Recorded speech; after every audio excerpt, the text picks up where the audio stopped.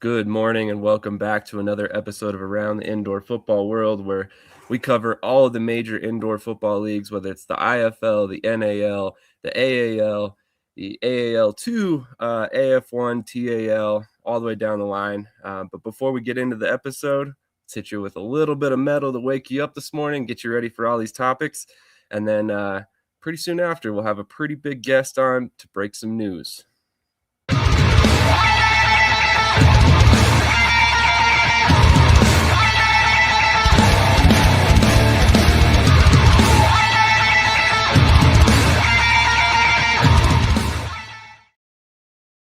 All right, before we welcome on our guest, how are you guys doing this morning? Krish, you're all decked out in your blue. Is there the reason for that today? Yeah, no, I just want to say thank you to Roger Beck out in Columbus for getting me right with the T-shirt. Really happy to support the great organization that they got going down there. No, I'm doing good this morning. Excited for the show. Absolutely. I think we've got some stuff coming up that will surprise some people, which we'll get to that here shortly. TJ, how are you doing this morning? I'm doing good. Can't wait to get into the news and everything else. And then, hey, even a little college football later. So it's a good day. There you go. There you go. Nothing but football. Oh, and before we get into it, actually welcome on our fourth host for this morning. What's up, Cody? How's it going, man? Yo. All right. Well, without further ado, we're going to go ahead and welcome on our next guest. And I'm going to go ahead and welcome on Coach Thomas Manas. Coach Manas, how are you doing this morning? I'm doing great. Thank you. How are you? Doing well. Thank you so much for joining us. Really appreciate it. How are you doing this morning? I know there was a reason that you wanted to come on, so let's go ahead and lead with that and give you the opportunity to kind of tell the people what the big news is all about. Well, I figured, Sam, I just wanted to pull the Band-Aid off completely because I get a lot of texts and emails and really nice people asking, what my plans are.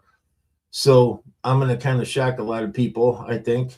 But I've got my reasoning behind it, and I'd like to explain it. So I'm going to be taking on the role of head coach and owner consultant, if you will, for an AAL2 team, believe it or not, in Michigan, which is the Michigan Avengers. One of my favorite guys in any league, Ron Billingsley.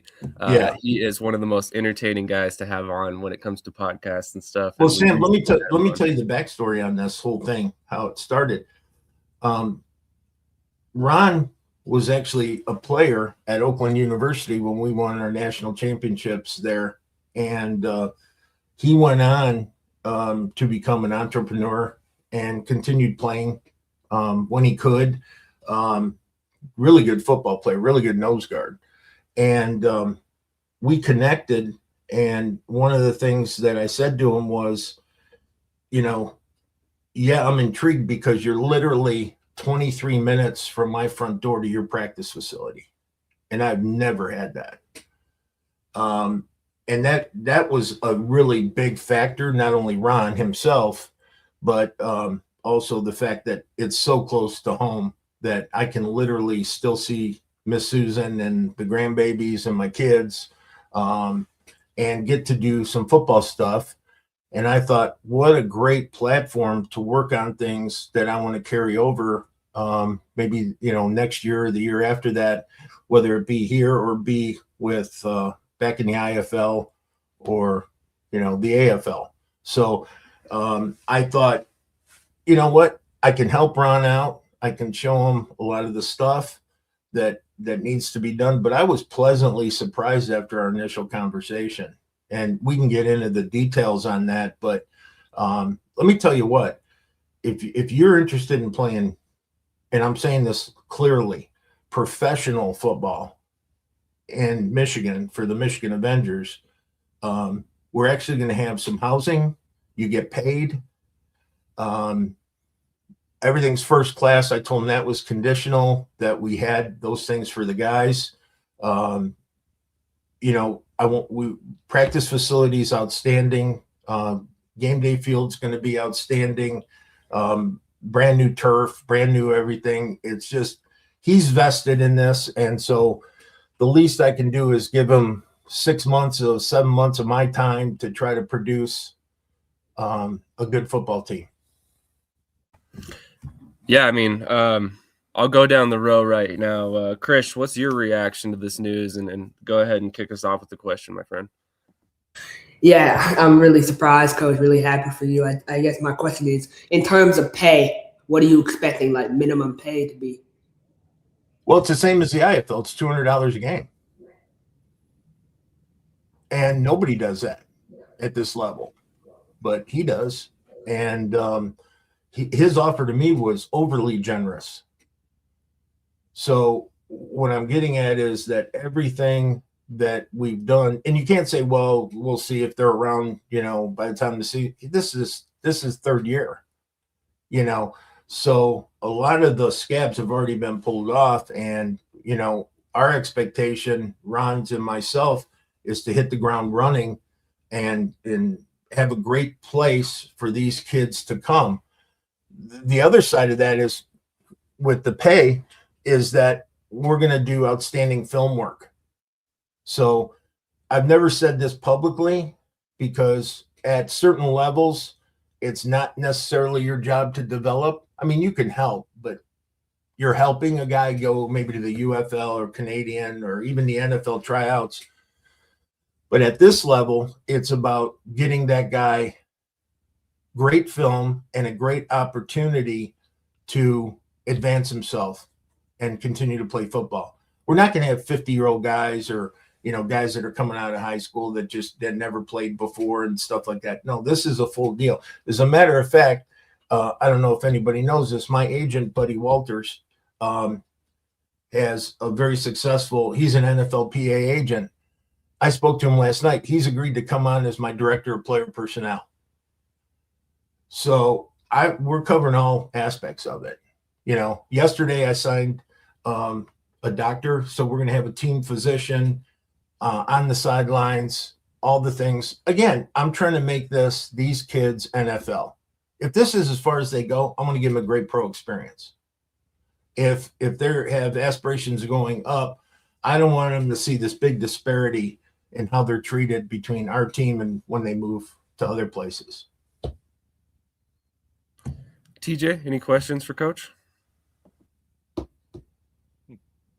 Yeah, first off, I am shocked, I am surprised, but I am extremely happy. In my opinion, you being, the AAL2 is already a rising brand, and now that you're attached to it, it just blew it up a little bit more even. So for me, some of the first thoughts that I had were, what do you think you'll face any difficulties or challenges talking some guys into the AAL2 brand? Oh yeah. It took me a minute. So I think that I'm not going to talk anybody into anything. I'm going to just say, if you want to play football and you want to have the opportunity to develop and you want to have the opportunity to get a first-class experience, then come play for us. If you don't, good luck to you. The coach is always looking for other players. So, I don't have a problem with trying to, tell a player, hey, look, this is a great opportunity. I'll give you an example. There's a defensive back out of New Jersey. He can play DB and he can play jack. And I really, really like here. I mean, I really, really like him a lot. And the first thing I said to the owner is he'd be someone that we want to go ahead and house. And he's someone that has an opportunity. He's good enough, his skill set, he could be in the IFL right now. And then, where he goes from there, great. My plan is to have a big roster because I got a feeling a lot of my guys are going to get cherry picked.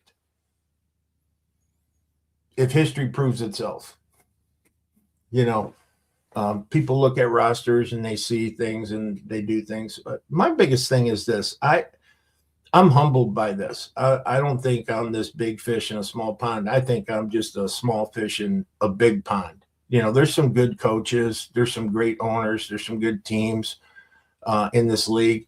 Todd's doing a fantastic job in the IFL. The AF1 they're getting their thing together. They're doing good. They're doing really well. TAL's expanding. Again, I'm nothing against them. I just want an opportunity, one, to bring really good quality football to Michigan and to these kids. And then two is I'll repeat it. It's 23 minutes from my front door. That's really hard to beat. It's almost Absolutely. impossible in coaching. 100%. Cody, any questions?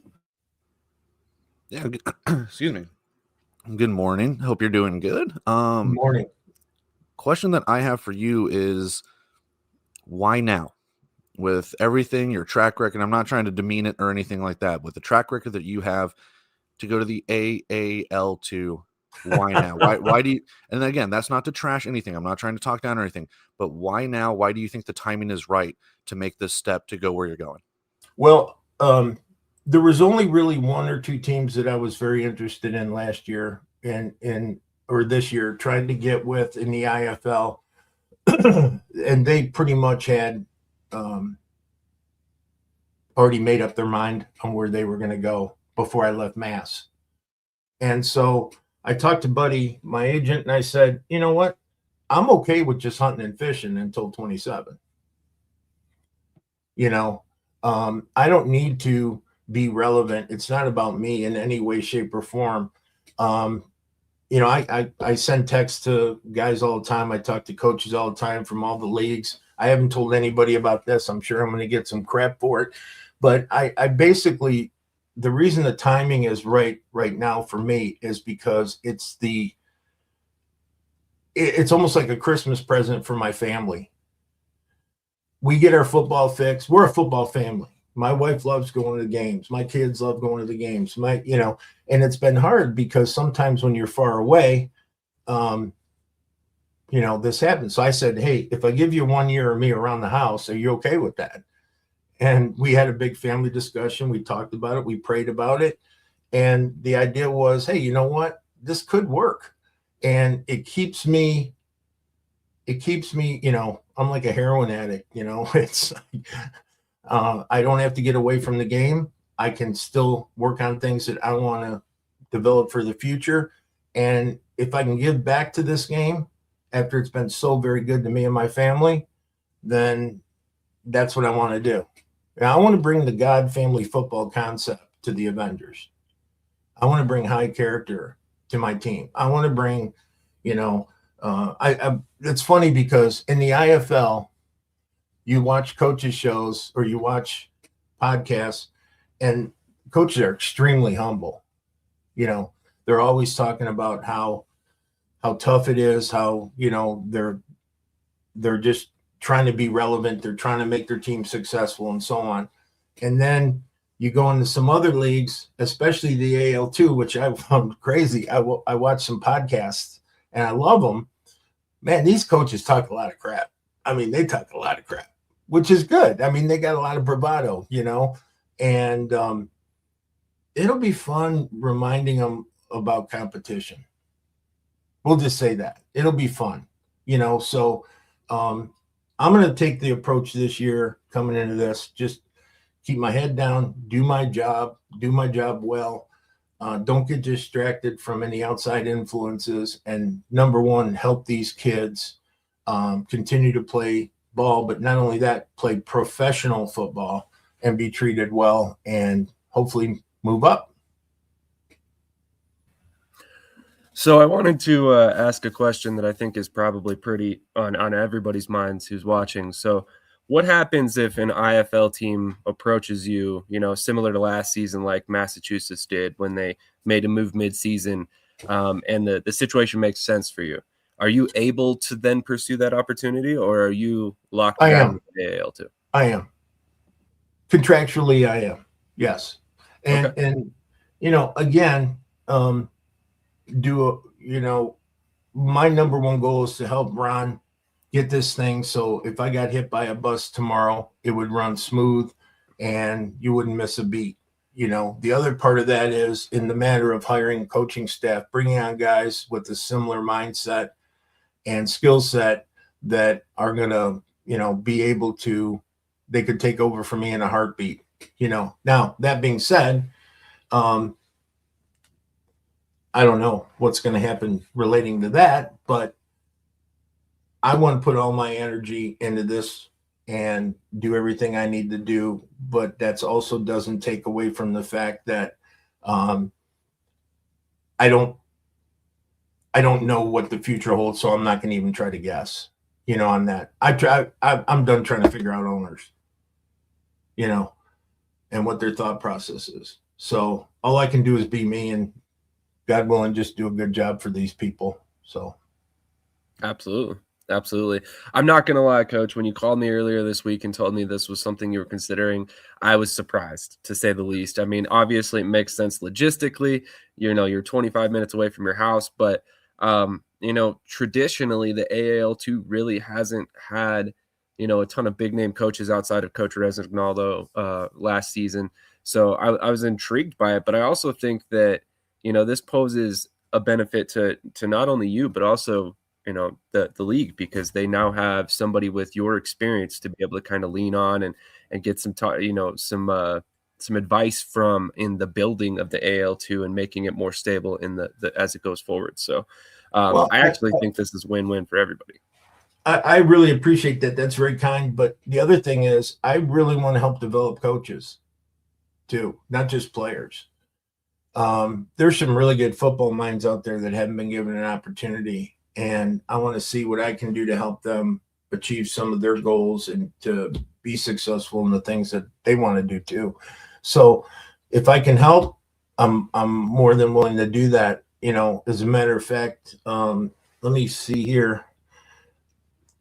I had written down a couple things that might clear up some. I think I've covered a lot already. But if anyone has a pencil and a piece of paper, we're Michigan Avengers on Facebook. I think the official site is Michigan Avengers Football. I'm learning everything, guys. Sorry. You can reach out through there, or I'm going to do something I've never done in my life. You can go to Coach Tomanas at gmail.com and just email me. If you have an interest in being a part of this thing. And we have a tryout coming up. We're going to announce it probably today or tomorrow. Specifically, that tryout is going to be on January 18th at 12 noon. And then all the specifics will be laid out. That'll be at let me see exactly where we just got this. I hate being unprepared, guys. I'm sorry. It'll be at the Saginaw Athletic Club. So we're going to do a tryout from noon to like 2:30, 3 o'clock. We'll be signing players and all that. But I want to encourage any player that has an interest, especially in the Michigan area, okay, to reach out to me and coaches as well that are interested in interviewing for a position.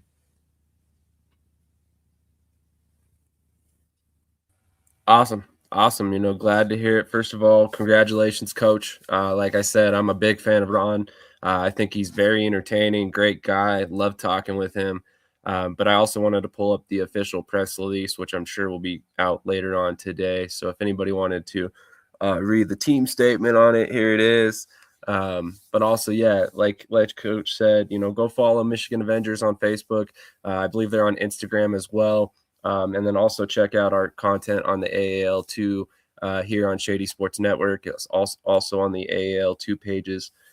Coach, thank you so much for joining us today. really excited to see what you can bring to the Avengers in 2026. And something tells me that the Avengers just became the favorite to win a championship in the I don't know AAL. about that, but we're going to sure try. I got to get a team first, so. That's fair. That's fair.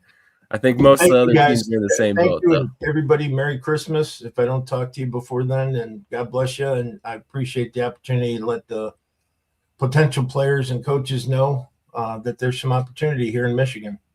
Absolutely.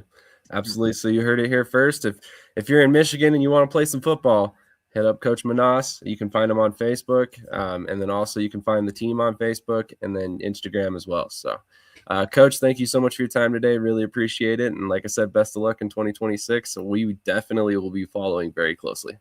Well, thank you, guys. Absolutely. Appreciate On that it. note, we will send you out the way only we can.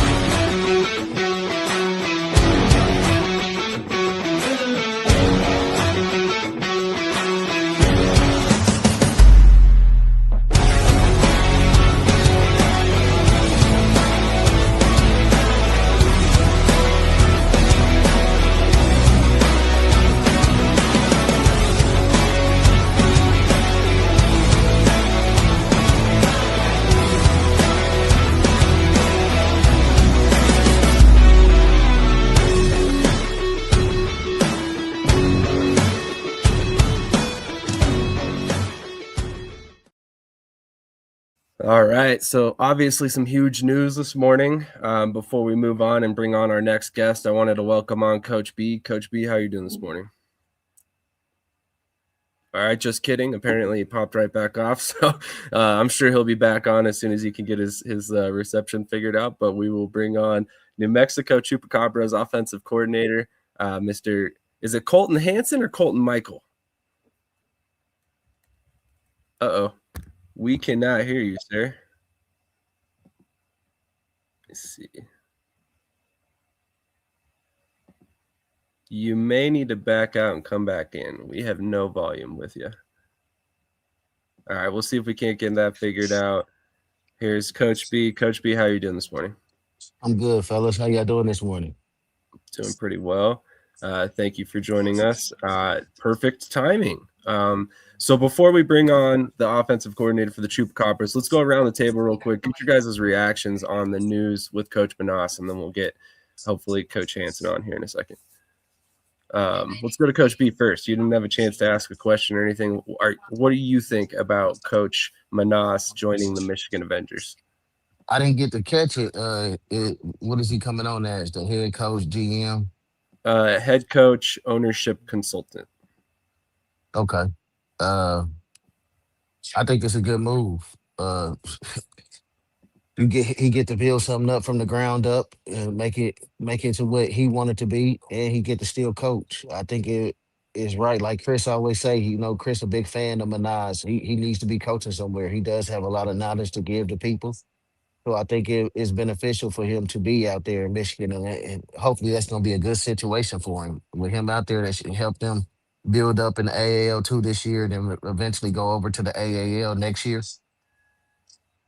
That'd probably be the hope. Yep, that's what kind of like what I'm doing. I'm consulting with the Ohio Legends, helping them in the AAL2 to get together. They actually are going to be the only team in the AAL2 that plays in the arena. Interesting. Much like Mississippi last season. Yes. Yeah, so we see where they're at now. So, all right, let's see. Sorry, go ahead, Coach. They'll be playing in the Marion Fairgrounds in Marion, Ohio. Interesting. Getting all kinds of AAL2 nuggets today. Love it. So, yeah, as always, wanted to shout this out. We were going to have Cool McCain, our AAL2 host, on this morning, but as I mentioned before, he had to work at 3 a.m. last night, so probably why he's not here this morning. So, if you have not caught any of our AAL2 content, really recommend checking it out. We also have a full line of AAL content now. So With all that being said, we're going to go ahead and try and bring on Coach Hansen again. Coach, can you hear us now? Yeah, can you hear me? We can hear you great now. Perfect. Good morning. Thank you for joining us this morning. We really appreciate it. Absolutely. Let me get this camera situation figured out. I apologize. Don't know why it's tripping out all of a sudden. All right, sorry about that. So obviously you have taken the position as offensive coordinator for the New Mexico Chupacabras for 2026. Can you go ahead and just kick us off? Give us a little bit of background on your coaching career, where you were at before this, how you ended up with New Mexico. Coached a minor league team in Dubuque Miners, and then while I was up there, Power were coming in, and ended up coaching with the Power for a little while, and then once things went haywire there, Coach Kyle actually reached out because of the posts that were being made, and said, "We got a place for you." So. Interesting. So I was not aware of that. Did you have any prior connection to Coach Kyle? I actually played for Coach Kyle. Okay. Back when he coached for the Cedar Rapids Titans. Very nice. So tell us a little bit about your playing career. Sorry, I don't mean to hog all the questions here. I mean, I played college ball at University of Dubuque, and then saw my first arena deal in Erie, Pennsylvania. Played out there a couple years, and then played in Cedar Rapids a couple years. Very nice. And I apologize, Cody. You're supposed to be hosting this segment. I'll let you take it away. Oh, I didn't know we were already switching that up. Good morning, Coach. How are you doing? Not too bad. How about yourself? I'm doing all right. Can't complain. Question I've got for you here. What in your opinion is the trickiest thing about, because I go back and forth on whether you guys are, quote, a brand new team or an extension of the Duke City Gladiators, but what is the selling point for the New Mexico Chupacabras on trying to get players over there and trying to pretty much promote this new/old team? The new ownership group, that alone right there, they have gone above and beyond for everything that we could imagine. I obviously was very hesitant taking the deal to begin with, coming from the situation I did. And, I went down there and met with them, and they make you feel like family right away. They take care of everything you need, and, everything's going to be brand new outside of the field. I dig it. TJ, do you have anything?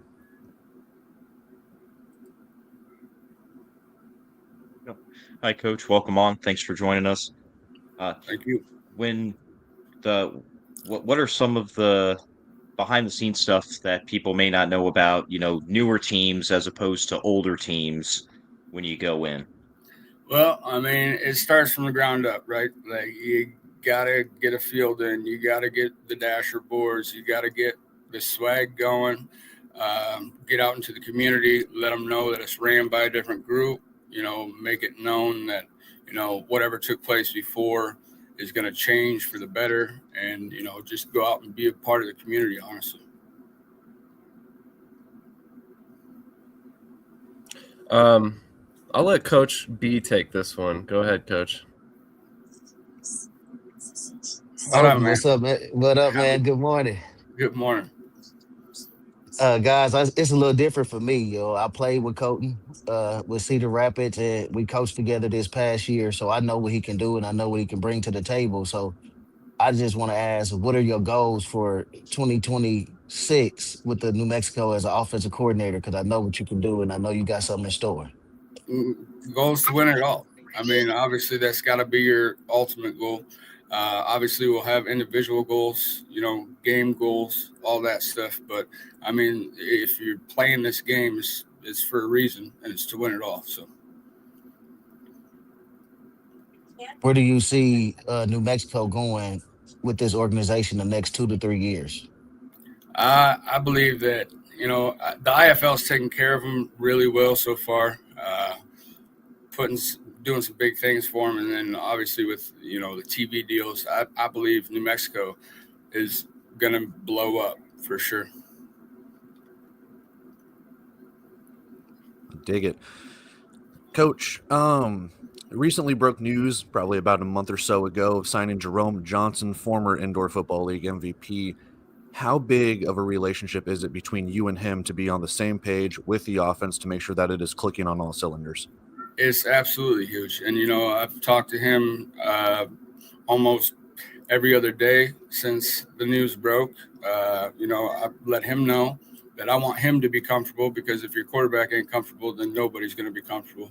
So if he has ideas, I'm an open door. Lay anything on me you can. I'll go through it with him. And, if it works, we'll put it in the playbook. If he's got different ideas, I'm all ears. So, we'll work together, make things happen.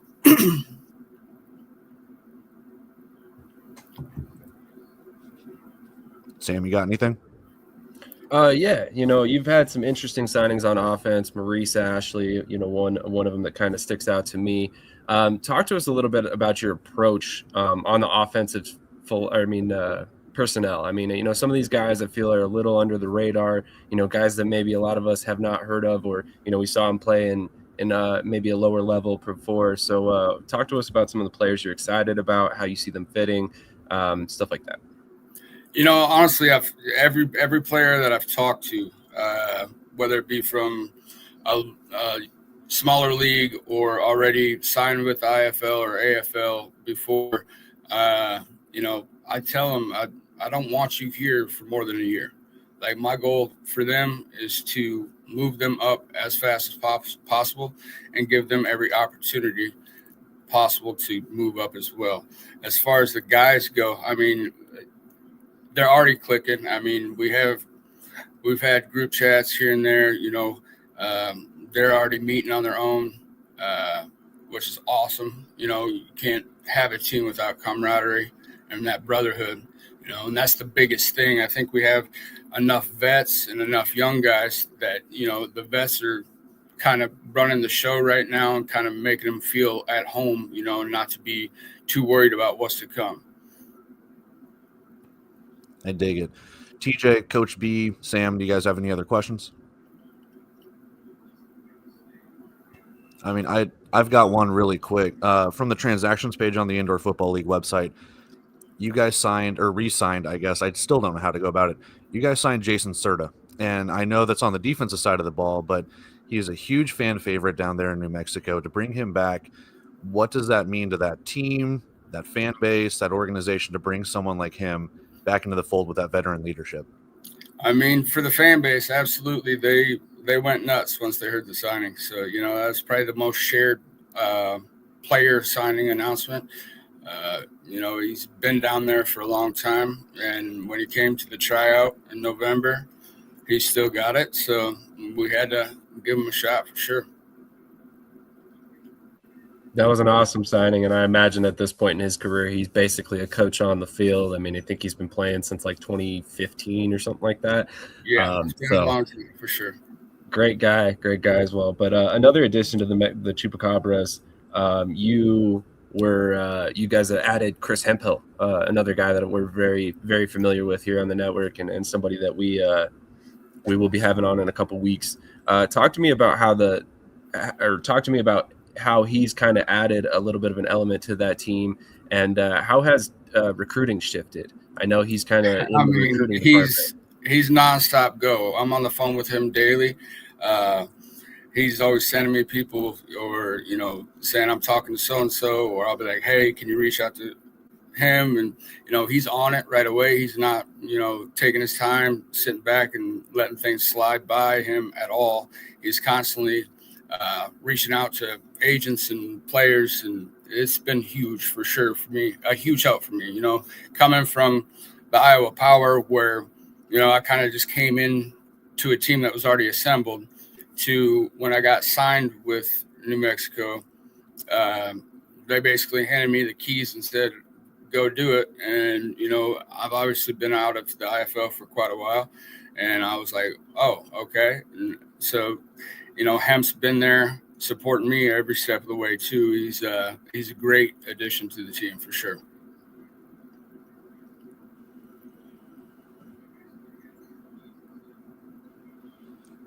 DJ, Sam, Coach B, anything else? What does it mean to have a head coach like Coach Kyle who's coming fresh off of a championship? Has that helped in the recruiting department at all? Oh, I'm absolutely. Kyle is a player's coach. He wants to do what's best. I'll say he's a team coach. He wants what's best for everybody else before himself, and you couldn't ask for more from a head coach when it comes to Kyle. Absolutely, and I imagine having his expertise on the offensive line probably won't hurt your feelings as an offensive coordinator. No, it does not. Absolutely. So talk to us a little bit about your aspirations for your own career. I mean, obviously, you already jumped from the Iowa Power up to the New Mexico Chupacabras. I mean, long term, do you see yourself as a potential head coach? Where do you want to go from here? Eventually? Honestly, when all this started, I wasn't going to coach. I didn't want to coach because I felt like I could still play. And, stepping into that semi-pro team, and I was the offensive coordinator there, fell in love with the game in a whole different aspect. And, I run the youth program here in Anamosa, Iowa, and, we damn near went undefeated this year, lost one game and with 3 teams. So it's been fun. I would love to go get a head coaching job. Absolutely. I feel like the knowledge I have, I can help anybody out. And I'm also going to put the players first. And B will tell you this, like, if it ain't about the players, it ain't about me. Cause I'll lose my mind over the players, for the players. That's fair. I feel like that resonates at this level, especially. We all know that there can be some dark sides of indoor football. Obviously, that's a lot more rare at the IFL level. So hopefully, you get to just focus on football and not the stuff off the field this year. So I think that'll probably help the whole scenario for you, I imagine. But absolutely, Coach, really appreciate your time this morning. Cody, did you have anything else? I just had one last question. The last 4 years, you've had a different team from the Western Conference win the Indoor Football League National Championship. Mm-hmm. What do you think the talent, the expertise, and obviously, like Sam mentioned, your coach just won a championship. How do you make New Mexico number 5?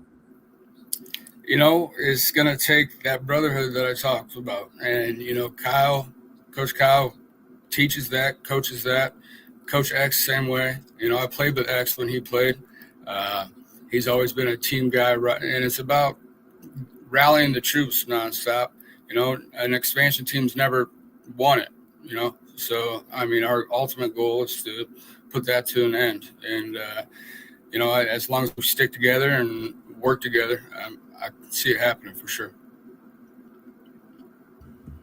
Absolutely. Thank you so much for your time this morning, Coach. Really appreciate it. And then also thank you everybody watching who stuck with us through the minor issues there. Before we let you get out of here, how can players get a hold of you if they want to play for the New Mexico Chupacabras? And how they can send me an email. I'm on Facebook under Colton Michael. Otherwise, send me an email at colton@chupacabras.net. Absolutely. And correct me if I'm wrong, but you guys actually have a tryout coming up here shortly. So, about a month here, you guys have this tryout coming up. So you can sign up there at chupacabras.net. Any final words for fans before you get out of here, Coach? Nope. I appreciate you having me. I'm looking forward to the season for sure. Absolutely. Thank you so much for you taking the time out early this morning. I know you're an hour behind most of us here, so I really appreciate you coming on this morning. Hey, really quick. Yep. With that tryout, are those the actual uniforms, or is that just a mock-up? I didn't see it.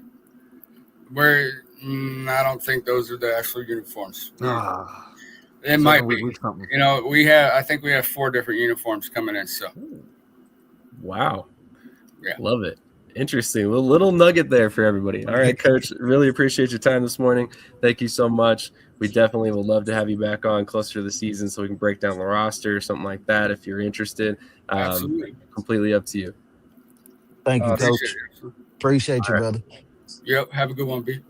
You as well. Have a great rest of your Saturday. Thank you for joining us. You guys as well. Appreciate it. But once again, that was Colton Hanson, the offensive coordinator with the New Mexico Chupacabras. We're going to hit a quick commercial break. We'll come back, discuss the IFL topics, and let Cody continue to lead this segment. And then we will come back and talk some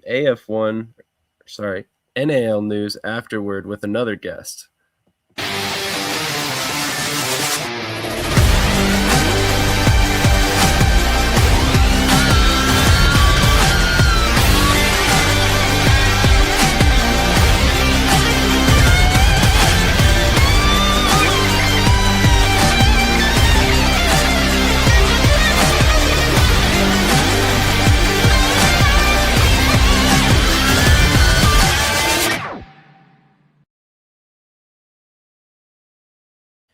In case you did not catch it last week, we are now partnered with the Columbus Lions, but also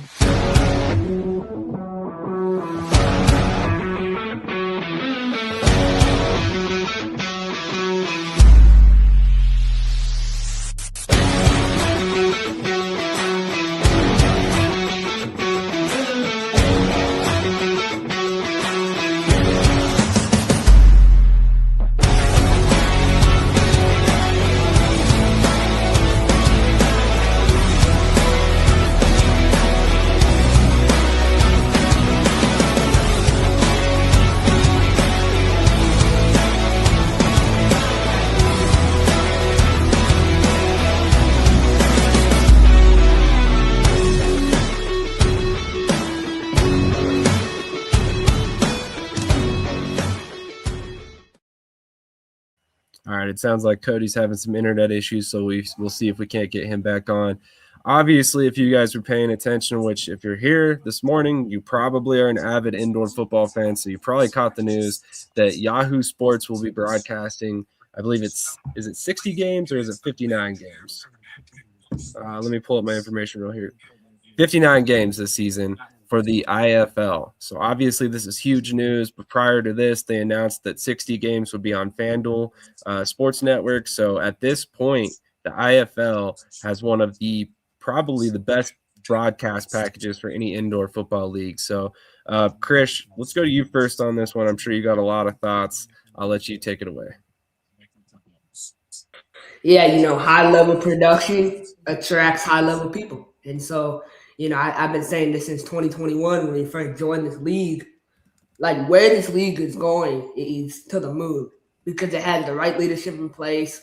Every owner is accountable. And I think that's what you need for a league to grow. And I'm so happy for the players to be able to be showcased on a big platform, especially our guys. Our guys deserve to be playing in front of the most amount of people possible. And so I believe, this will be really good for the brand. It'll help grow it. And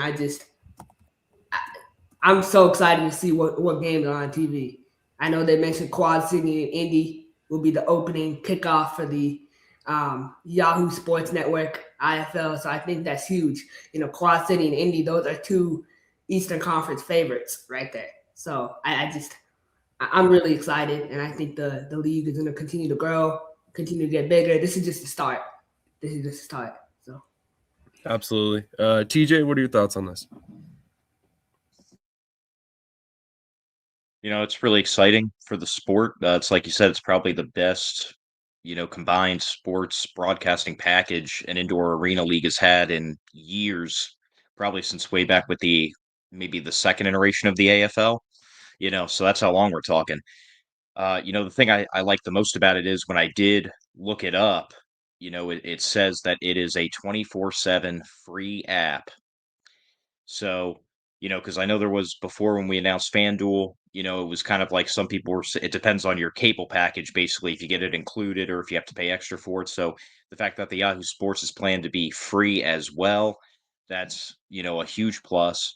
I think it's great for the branding of the IFL. And I think it's going to draw a lot of people in because what's one of the biggest gripes that they have is either the stream isn't good or it's too hard to find the games.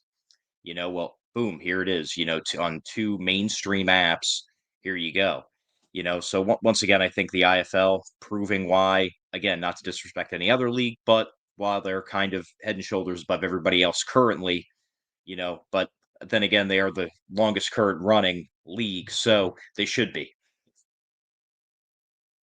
Yeah, great point there. If any league is going to have, the best broadcast package, the most stability, it should be the IFL. They've been around for 17, 18 years now. So I wanted to pull this up as well before I ask Coach Bia his opinion. Here's the broadcast team for the 2026 season. See, that's amazing. See, Nate Tyson, I read his articles all the time. He's a great writer.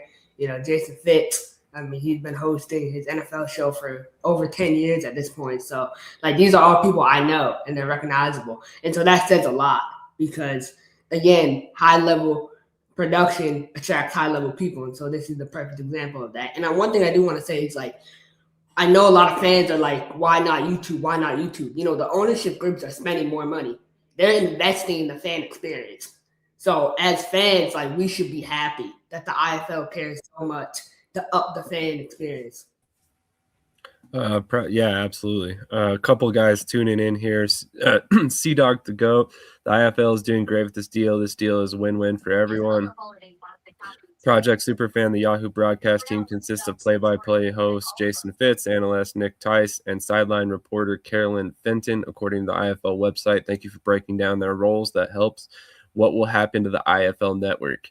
My guess is that the IFL network will remain and will collect all the games after the fact and will be allowed for on-demand viewing. I could be wrong, but I do not have any knowledge to this point about that. I'm totally guessing when I'm guessing this. Do you still have to pay for the IFL network? That I'm not aware of either.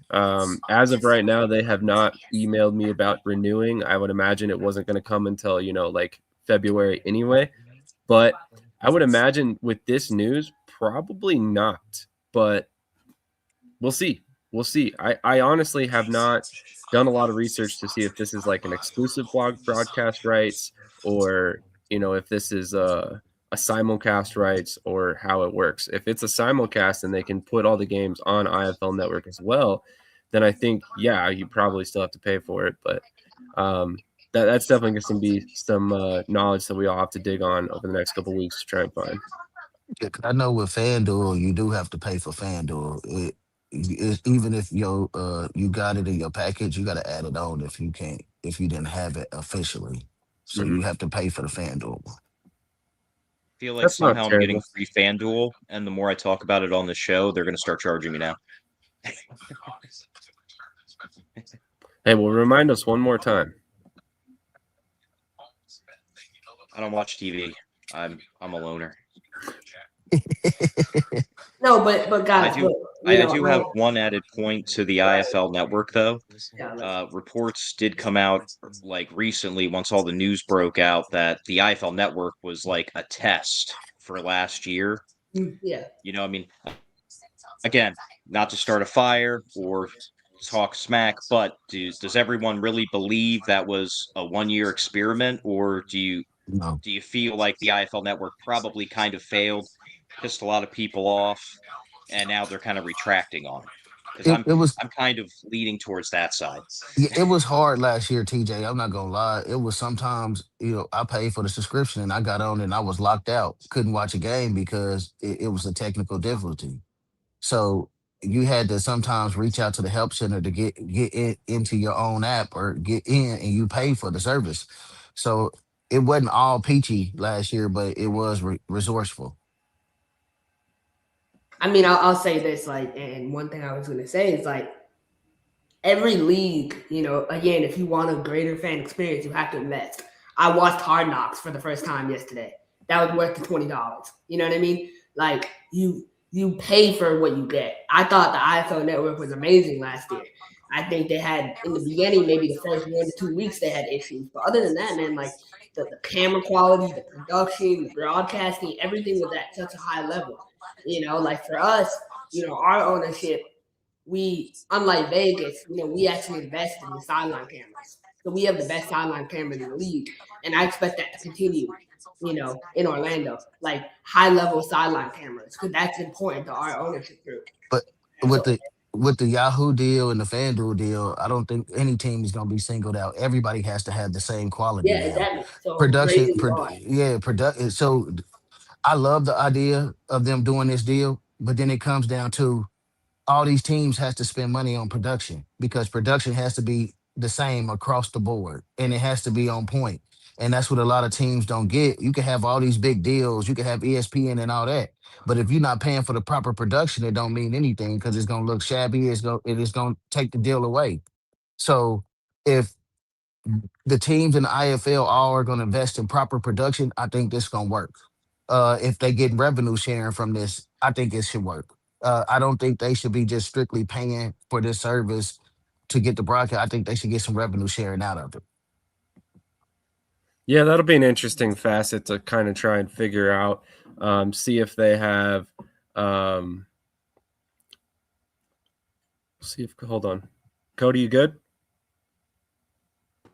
Yeah, I have no idea what just happened on my computer, so I had to pull out the laptop and go from there. So hopefully you guys can hear me, you can see me, and everything's fine now. Yeah, everything's great. Perfect timing. So I wanted to get your opinion on this as well. Obviously, we were talking about the broadcast package for the IFL. So what are your thoughts on the addition of Yahoo Sports to the already announced FanDuel package? I think it's a great addition. It's going to be a lot easier for people just to go to Yahoo. I mean, as one of the second biggest search engine behind Google, obviously. So it'll be easier to just point and click. You know, I think that's one of the biggest gripes that I've had personally, and I know a lot of other people have, is trying to get this stuff not necessarily for free. Obviously, for free is the best, but in order to make sure that people can get exposure to the sport, you need to be able to find a place where people can access it easily. And that's why, people think fondly of YouTube. I think Yahoo handles that really, really well in the aspect of you can literally just type in Yahoo Sports and it's going to be on there. And that is something that, as of right now, no other league is doing. And then especially you add in the FanDuel aspect, the betting aspect, anything, you get the 3 commentators from Yahoo Sports to be calling select games, and they are actually going to be kicking off the season. If you read their press release, it's going to be Yahoo starting first with, Quad City and Fishers, and then you've got the rematch on FanDuel. So that's your week 1. You actually get to start out with Yahoo first, and then you go over to FanDuel for the IFL Championship rematch from last year. Absolutely. So one comment I wanted to get here and get kind of work around here. IFL Networks was for analytical data. It will be a host for replay games and other content going forward. Obviously, we all know they announced there's going to be some sort of reality TV show, most likely that's coming out, involving the IFL. So that I imagine will be on the IFL Network as well. That was something that I had not considered earlier. I do think that the IFL Network was launched specifically for the data that it gave them. I do think that there are some interesting arguments to be had that the YouTube data could have provided similar things for them. But I wondered, I think this is more part of that data is the pay aspect of it. Are fans still going to watch? Are they still going to invest their money? And IFL Network told them that, yes, fans are going to continue investing their money in watching the IFL product. So I think that helped them kind of sell their product to broadcast networks that were potentially going to have a paywall.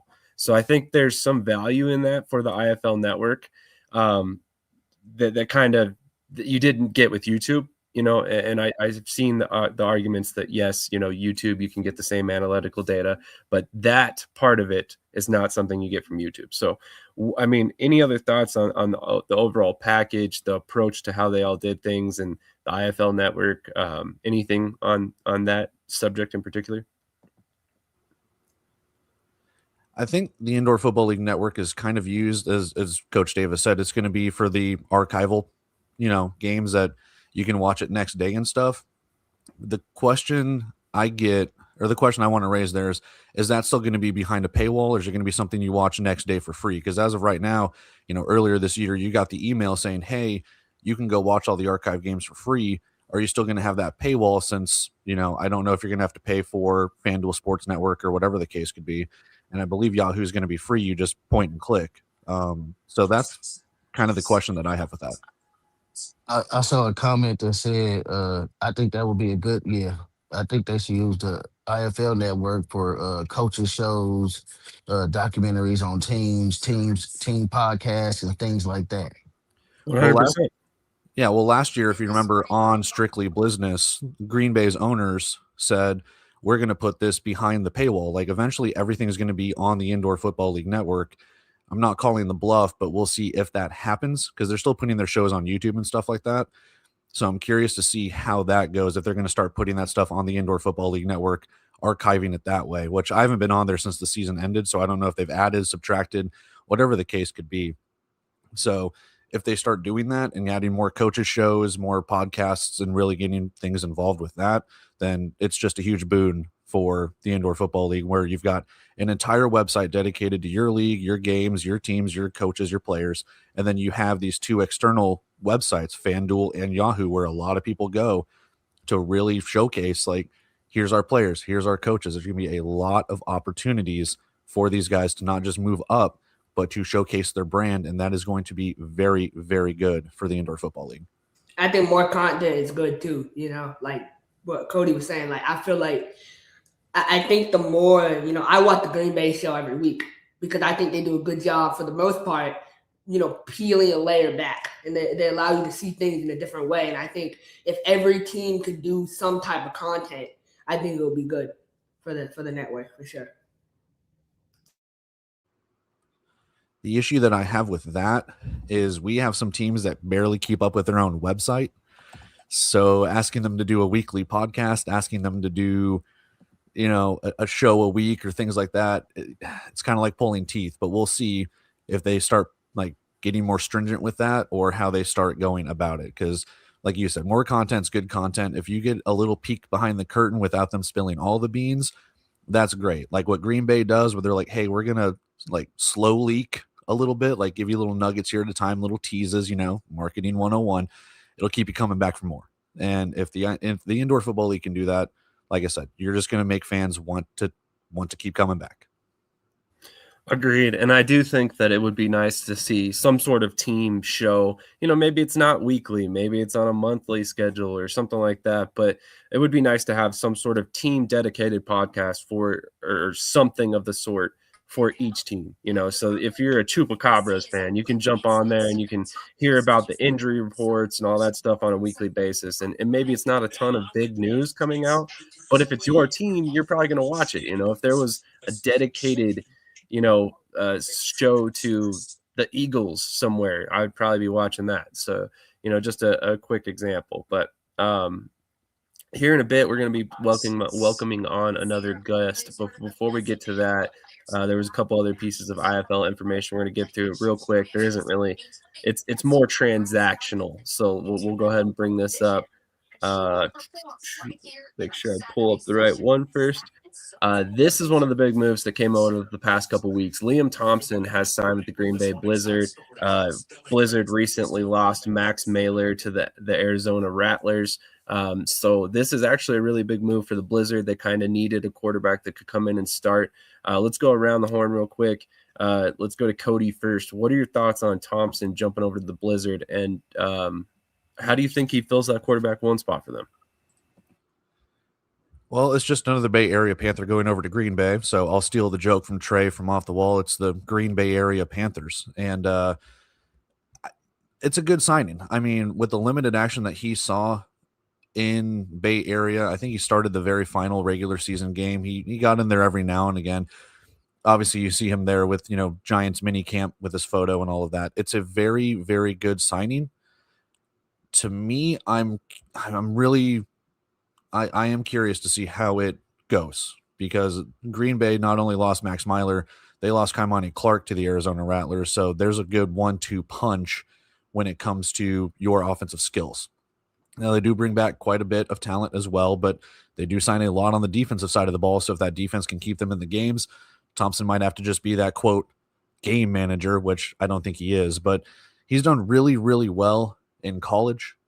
Hopefully he does well with a full-time starting gig. That doesn't mean he's earned it, but if he does beat out Cole, I can't remember his last name. His last name is escaping me, but if he beats out the rookie, then, all ships go, I guess.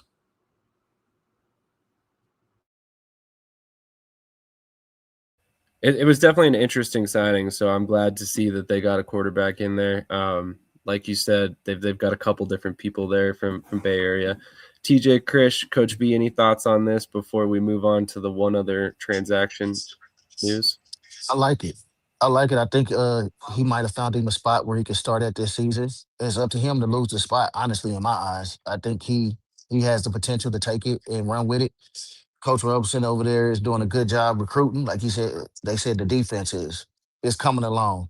We just got to see what that offense can it replicate what it did last year. They was able to retain their OC, so that was a good thing. So just seeing how you correlate everything to the field and do it. But I think he has a good chance to be the starter out there. Now, what they do this season is up to him and the OC. I'll speak to this because I watched Liam play the last game against us. I was super impressed with him. His ability to move the pocket, his awareness for a rookie starting his first game against top level defense. I thought he did amazing. He looked really good, and so he's going to Green Bay, where Coach Matt down there. He has a history of developing quarterbacks with Jerome, Max Myler, and then Skylar Perry even for a little bit too. So I just and Jack Sheehan is another one that almost slipped my mind there. But I think it's a great spot for him. He'll be starting for sure, 100%. And Green Bay found a quarterback. I think they did a really good job. This is a home run hit for them. So I'm excited to watch him play. Sure. Absolutely, Coach. So TJ, any thoughts? I agree with Cody. I'm going to be interested to see how he does since he had limited action last year. But in college, set records, had a shot, was in camp with the Giants for a little bit. So, I mean, I think it's a great signing. Obviously, the guy has skill. Let's see if he can translate it to the indoor game. And in little action from last season, he looked good. So, hopefully, he brings it this year. And I think Green Bay got a good pick. Absolutely. Big news for them. So last bit of transaction news is Todd Simmons Jr. has signed with yet another team, his fourth of the offseason. He has signed with the Wyoming Cavalry, the Wheeling Miners, the Nashville Cats, and most recently the San Antonio Gunslingers. So obviously there's a lot of confusion on where he is going to play for the 2026 season. Any guesses? That's all we're going to do on this one. Anybody guess where he's actually going to show up? I think it's gonna be San Antonio. Unlike you guys, I actually talked to Todd this week. Got an insight with him. Uh, he has a unique situation.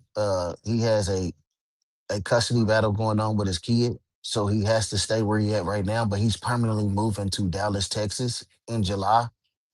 So the other teams he signed with, all from what I've heard, this is what he told me, agreed to fly him out just on game days so he don't have to practice or do anything. He just get flew out on game days to those other teams, but he's going to permanently be full time with San Antonio once he gets his legal issues cleared up and he's able to travel down there because he's moving to Dallas, Texas permanently. So Nashville Cats and Coach Darren Arbet are gonna fly out a receiver that won't even start and won't even dress on game day. Like that's crazy, Coach. No way, but no. Hey, you say no way, but I've been around this game way longer than you, and I seen stranger things happen. You might think it don't not even that. I seen some guys who haven't even touched the field get privileges and stuff from coaches and ownership. So when you say stuff, you better be sure you got stuff to back it up. Oh, I'm sure. I'm telling you. He don't have to start, but if they fly him out there, they fly him out there. He don't have to start to get flown out there. There are 5 receivers better than him on the roster already. But no, I mean, look, Coach, I respect that. But see, when we say wide receivers better than him, we're going off prediction. Because if he get in camp and then he come out of camp and he's the number 1 receiver, then you're gonna have to bite your foot. No, he's not better than Malik Honeycutt. He's not. Malik Honeycutt's one of the best. We don't know who is. We can't. I tell players every year. What you did last year don't matter. You going off last year's stats and stats they have you where it don't matter. If Malik Honeycutt come in 20 pounds heavier this year and can't, what? He ain't the best receiver on the team. So we can't talk until we get players in camp. So what we gonna do from now on? We gonna say they can compete and see if he wins a spot. But we're not gonna start saying definite starters because we don't know who's gonna be definite starters anywhere. You should sign him with the Dallas Bulls so he won't show up like he does with the other teams he signs with. But no, I just for me, I'll just say this: he's gonna play for San Antonio. He's a okay. So then I completely forgot.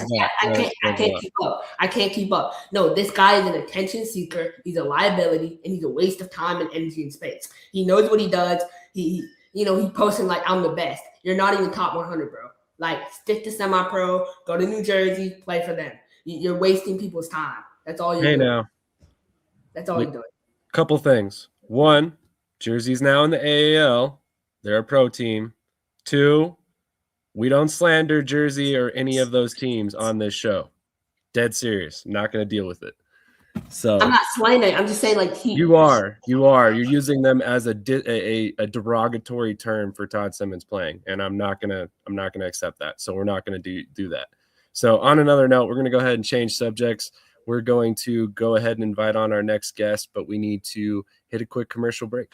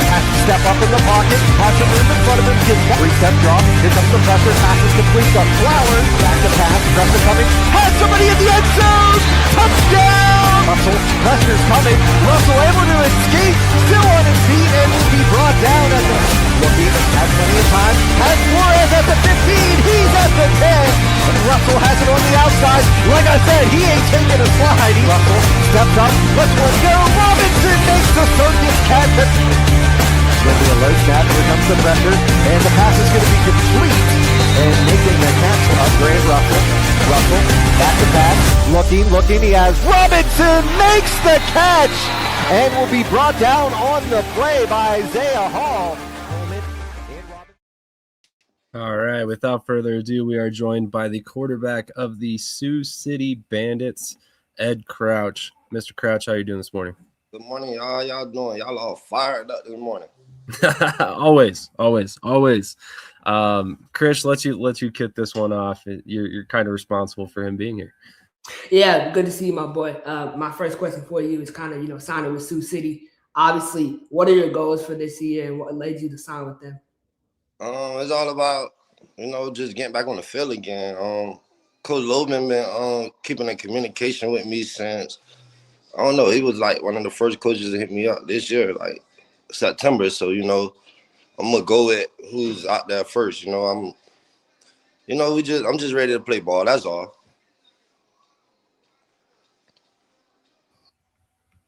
Makes perfect sense. So you mentioned they were the first team to reach out. When did you first start communicating with Coach Loban? You said like September? Yeah, like September, October, yeah. Interesting. Okay, so they knew they wanted something else at quarterback very early in the process. I like that. Cody, do you have anything for Ed? Going over to Sioux City, what we've talked whenever I've been on the show, you're going to be probably in a quarterback battle with Verlin Reed. How is that going to push you? How is that going to make you want to become QB1? How is that going to make the quarterback competition in Sioux City the best it can be? Well, it's really going to push me because, he's a veteran as well. I'm a veteran, and it's all about what's best for the team. I really want to push the team. I don't see no competition when it comes to, competing and that. It's a great thing for me, though. I like battling with folks and, That's all it is. I like battling. I love competing for real, but that's not my main focus. Like competing at all. We just gonna hit the field and just play football, and whatever the outcome is, that's the outcome.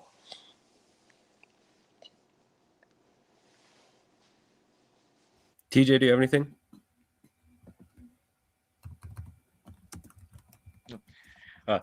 What are you most excited about for this upcoming season, and where do you think it'll lead you to in the future of your career?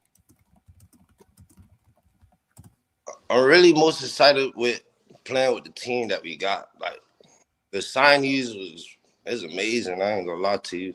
I love the signees that we got. We got a lot of veterans on the team. We got a lot of standout guys, that also complement my game as well on the field. So what I'm looking for this season is really taking it far, like going to the big stage and just really building bond with the team and being who I am, bringing that energy, bringing that excitement to the game, and that's really what it is. When I'm on the field, I'm on the field. I'm locked in. I'm ready. I'm trying to take it all the way this year. This is what it is, my 4th year, 5th year. So you know how that is.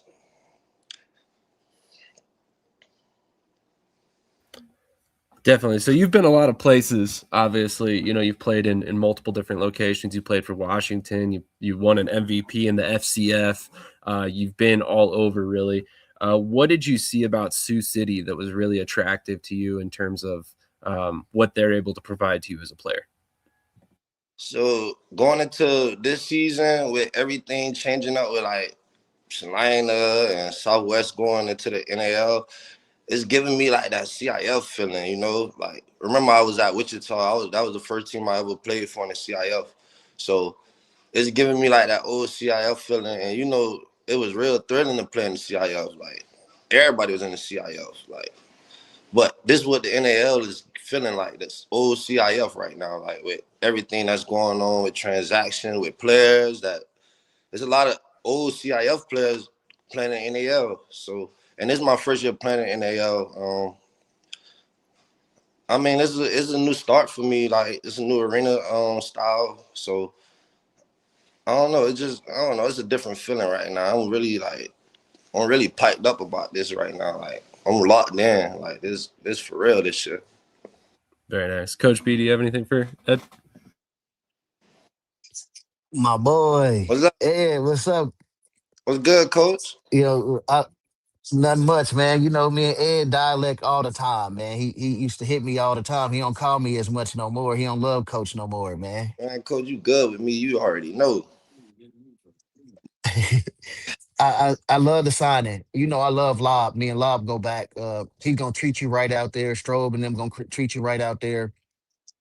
What is your biggest goal coming from? You played in the OCIF, you played in IFL before. Coming from those leagues to the NAL, what is your goal and what mark do you want to leave on the NAL and Sioux City this season? I want to bring Sioux City a championship. Like since I've been playing football, they always been there, like been close. It's just little pieces been missing. But I feel like I could fit in with them pieces that was missing and take it all the way to where they need to be. Because I ain't gonna lie, Sioux City always been a good foundation. They've been around for a minute. So they always been a good foundation. It's just little pieces getting close towards the playoffs, then pieces fall off. But I'm 100% ready. I'm locked in. I'm working out. I'm feeling good, looking good. So man, this is gonna be a crazy season. 2026. It's gonna be crazy. I'm really excited. I wanted to ask you, Ed. Action. You went to Washington with the Wolfpack. In my opinion, you had a very traumatic experience there. They did you so dirty. But talk to me about how you kind of battled that adversity. Playing in Washington last year.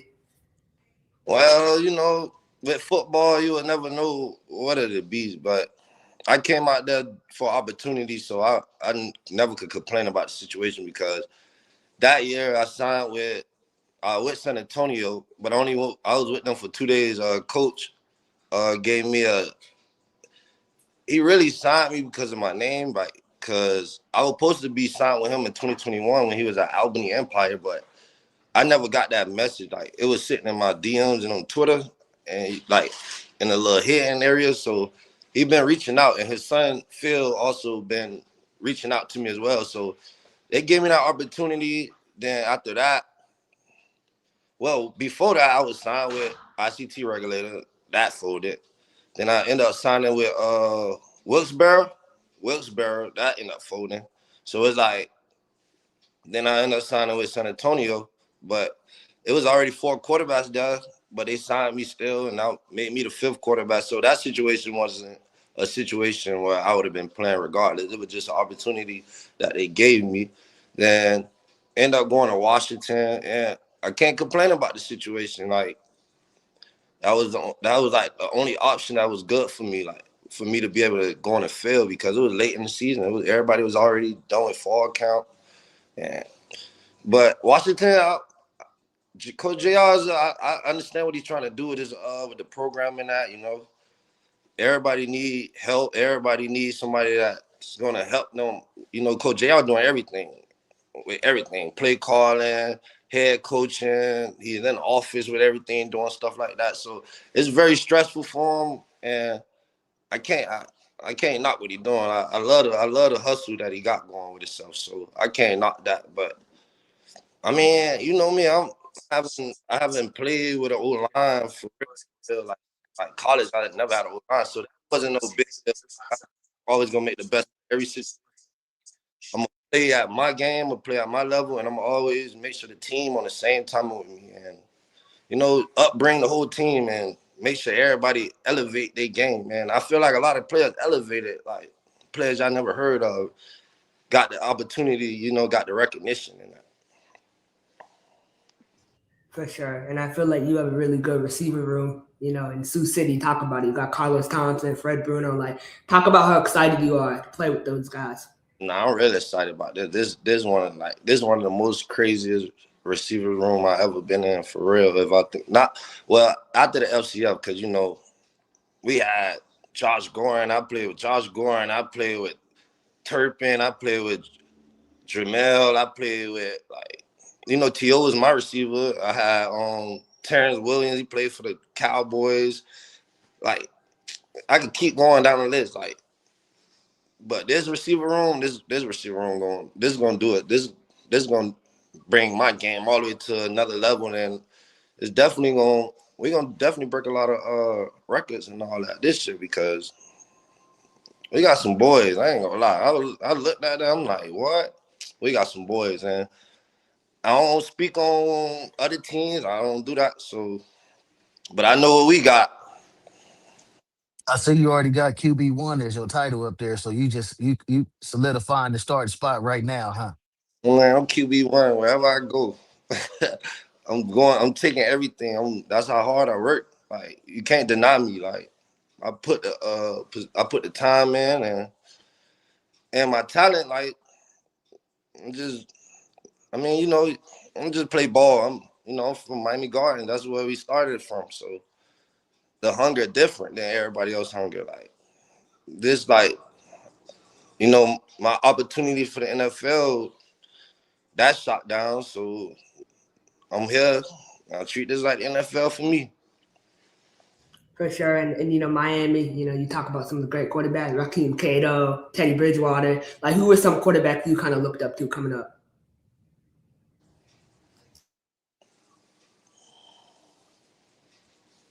I don't know. Well, my favorite quarterbacks that I could say I looked up to is Trayvon Boykins. That was one of my favorite quarterbacks. I ain't gonna lie, Trayvon Boykins was that man. His game and my game was kind of similar. And Trayvon Boykins, that's about it. I really wasn't no fan of other quarterbacks because I don't know. I just never was like fans of other quarterbacks. Like, oh, look at another quarterback and be like, I always just stayed in my own lane. So, but nowadays, there's some good veterans in the game that I really look like. I like Drew Powell. Drew Powell, my boy. Man, he was at Orlando for a little while. And I told him his game, like I gave him his flowers. Like Drew Powell is that guy. I like Jorge that played for Tucson. His game, his arm talent is crazy. Like we was at San Antonio together, so Jorge, and I mean those are two quarterbacks that I really like right now in the arena game in the IFL, AFL, and yeah. We have a comment in the question, or I mean, a question in the comments. Sorry. What are you looking forward to about living in Sioux City, and what will your accommodations look like? What I'm looking for in Sioux City is I just want to bring that football energy back. I want everybody to be bought in with Sioux City. I want to bring that excitement back. Like, and I mean, it's in Iowa, but I've been in Kansas. I lived in Kansas for 6 years because I went to school out there. Then ended up going to Wichita. So it's gonna be the same way I handle that situation. I mean, I'm in the Midwest. I just adjust. Makes perfect sense. Thank you so much for joining us, Ed. Any final questions from anybody? What was it like in Coffeyville? Good luck this season. Thank you, Coach B. Coffeyville. Ooh. Speaking of Coffeyville, Riley Ferguson is my favorite quarterback. That guy taught me everything. He came from Tennessee. He bounced back. Me and him battle. Just me and him. He taught me the whole game. He the reason my arm talent is the way I read the field and my footwork and my mechanic. Like Riley Ferguson is like, I feel like he's the better. I think he was an unsigned free agent with the Tampa Bay Bucks, but Coffeyville, I mean, I was around guys like Chad Wilson, Jawan. You know the Ville, baby, the top JUCO in the nation. Yeah, we were number one that year too, but we lost to. Did we lose? I think we lost to Dodge, so that knocked us out. But we were number one in the whole country of JUCOs. That was a very exciting. That's what really got me the experience that I have on the football field, and not everything I'm doing. And I want to give a shout out to Coach Loman, Coach Scotty, Coach Irv, City. They've been keeping the communication well, and I'm looking forward to. Absolutely. Any final thoughts for the fans or anything before you get out of here for the day? Man, power to the fans. Hey, who was your coach? Who was your coach at Coffeyville? Did you have Liker? Nah, I had Coach Miranda. Coach Miranda was at Okay. Was Coach Rose still there? Coach Dickie Rose still there? running back coach. He heard us in his backyard. Hey, y'all don't know I'm a Coffeyville alumni, so I'm one of the in the Hall of Fame and indoor in there. So when Ed say he Coffeyville, that just sparked me and lit my fire, man. Because the Ville was where it's at, man. And the Ville was really where it's at. Like it was actually like a struggle being out there. How we were living. I mean, yes. They don't understand that. We live like our dorms is the project, Sam. Man, like you know how New Orleans is, that's how the dorms is in Coffeyville. Man, it was so strict, We had people sneaking in the windows over there, jumping gates. Come on, it was so strict, and it was very exciting, but it was a great opportunity, great time at Coffeyville.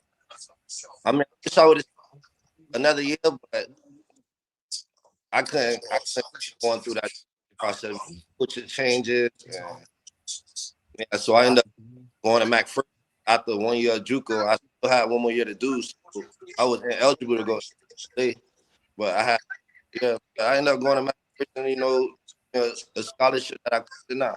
So there you go. All right. Well, thank you so much for your time today, Ed. Really appreciate you coming on this morning. Best of luck in 2026. I have a feeling Sioux City is going to be a whole new team this season. So super excited for this NAL year. I really think it's going to be competitive as can be. Yes, sir. I'm fired up about it. Hey, y'all have a great morning. Nice talking to you, Cody, TJ, Coach B, Sam. Y'all have a great morning. All right. Definitely. Thanks for coming. All right. Oh, Chris, my bad too, Chris. I'm like, you know you're my boy, man. You gave my first interview when I got to Salina, so you know you're my boy. There we go. Love it. It's all love. Awesome. Have a great rest of your day, man. Appreciate it. Same. All right, that was once again quarterback Ed Crouch with the Sioux City Bandits. Ed Crouch, man, the NAL not ready. I mean, his talent, his ability, it's something special, So I suggest Coach McGraw in Omaha, go get a linebacker because you don't got a linebacker that can stop. So they got Kyer buying him. Yeah, but they don't have a linebacker that can stop Ed. Ed is different, so we'll see. I like buying him. I think he's a good player. I like what you repping, that shirt you repping, Chris. That's a nice looking shirt right there. At the beginning, excited for the season for sure. So the only real signing or news I have from the NAL, and maybe you guys can add some to this, is the fact that Colorado signed Taj Alston. So Krish, I know you were the one that kind of was on that first. I mean, obviously Taj Alston, former CU alum, but what do you like about this signing for Colorado? Taj is a motor. He gets on the edge so fast, and speed is so important in the NAL. Like, if you go back and watch the NAL last season, the amount of slow defensive lines that were in the NAL was crazy. And Colorado was one of them. Their D-line was skilled, but they were slow. And so Shaw, being a good coach, he went out and Tony, especially being a good GM he is, he went out and he upgraded. He got a fast D-lineman in Taj.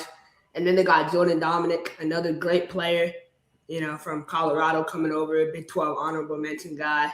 So I'm really excited. I love what they're doing defensively and how they're changing the identity of their football team altogether. Absolutely. Taj Alston was a highly productive player in college. Bounced around in JUCO level before he ended up at Colorado, and then finished out at Colorado, had a pretty solid season. Anybody else have any thoughts on this signing by the Spartans? Not a signing, but I put it to you like this, and say this to Chris all the time. Only 8 players can play on the field. They signed all these big time players. They're gonna have to cut somebody. Somebody got to get cut. They can't all play at the same time, and they can't all keep them on the roster. So, see, it's gonna come down to roster management. See how Shaw manages that roster, and it's kind of hard. I say it again, for him, JR, all them. Y'all got to get other coaches to help y'all out. Y'all can't be the only coach on the field doing it. Is that if you want to get over the top, you got to have a complete coaching staff. One coach is not just gonna win a championship. That's fair. And, maybe that's part of the way that they're recruiting, bringing in more veteran players to hopefully kind of lead the way. I think last season, not to, put anybody on blast or whatever, but Byron Cooper was kind of one of the big leaders on that defense and kind of leading the way, for some of the play calling for defense. So I think that's kind of not necessarily the worst way in the world to operate. I do think you need some more coaches there, not going to lie, but there were people assisting him last year. I just don't know that they were formally, announced or hired, via like social media and stuff like that. Because obviously they had a guy step in and when he was suspended. And I think, look, man, go look at that team now compared to last year. Like, they have definitely upgraded some positions. And I mean, did we talk about Dallas Reigns signing with them? No, we didn't. That's huge. I ain't gonna lie, but you talk about how slow they was, Chris. I think they had the best D line in the NAL last year, stat wise. No, Beaumont. They had a killer D, but top 10. I mean, the top in the league. Colorado had 2 defensive linemen top in the league in sacks. True, but Beaumont didn't have 2. Colorado, the only one that had 2 players on the top of the list for sacks. Right, so you can't tell me that they wasn't doing anything right. I'm saying they're upgrading. They're looking for speed at certain positions. But my point is, like, Dallas Reigns, right? So we talk about that sign. We talk about a lineman who's tenured in the IFL, who's played great football. He was good in the IFL with Tucson. He was good. He was a little inconsistent after he got hurt, but he was good. He's going to come to the NAL, and he's going to dominate that league. And I really feel like this team and this identity, this Spartan team, doesn't get enough credit. And I think they're going to be really special. they're a championship contender for me. Another move I did want to talk about, though, and get your thoughts on is Jordan Barton signing back with Omaha. How do you all feel about that? I think it's a little bit of a surprise, especially this late in the process. I would have expected him to have signed somewhere else by now. And given some of his comments in the past, I was a little bit surprised that he returned to Omaha, but I'm glad to see it. I think Jordan understands what he has there. I think it was a desperate move because they lost Flowers, so they needed to sign a wide receiver, and they went with what works, what's comfortable. He's been there, he knows the system, but I do think he should have went somewhere else. The way, like you said, the comments he said earlier in the season, I would have thought he wasn't going to return to Omaha as well. Yeah, it is one of those things. It's kind of surprising, but not entirely. Not entirely. I don't think he left Omaha in bad blood. He just, I think he was hoping that he was going to get an opportunity to be like the guy somewhere else. But everyone you still sign still has to show up. It happens every year that players don't show up for whatever reason. How many coaches is needed? I would say ideally you probably have 3. Probably 3 to 4. Yeah, 3 to 4, somewhere in that range. Offensive coordinator, defensive coordinator. Somebody that kind of does a little bit of everything, and then the head coach. You need a line coach. You always got to have a line coach. You can't just throw anybody in there on the line. Well. Sacks are not always determined by your ability, but by the inability of the opponent. That is 100% accurate. And Brian, you're a Beaumont fan, so I'm sure you can agree that they had one of the top defensive lines last year. I will say one thing that I really like about the way the Spartans are building their team is they're bringing in players with local ties. We can say whatever we want about the Paxton Lynch signing and how he's going to play, but that created a lot of buzz in Colorado. Every Colorado beat reporter that covers the Broncos was talking about the Spartans for over a week. That does not happen. Those guys don't even know that the Spartans exist typically, outside of a guy like Cecil Lammey, who's a nut and will watch all the alternative leagues.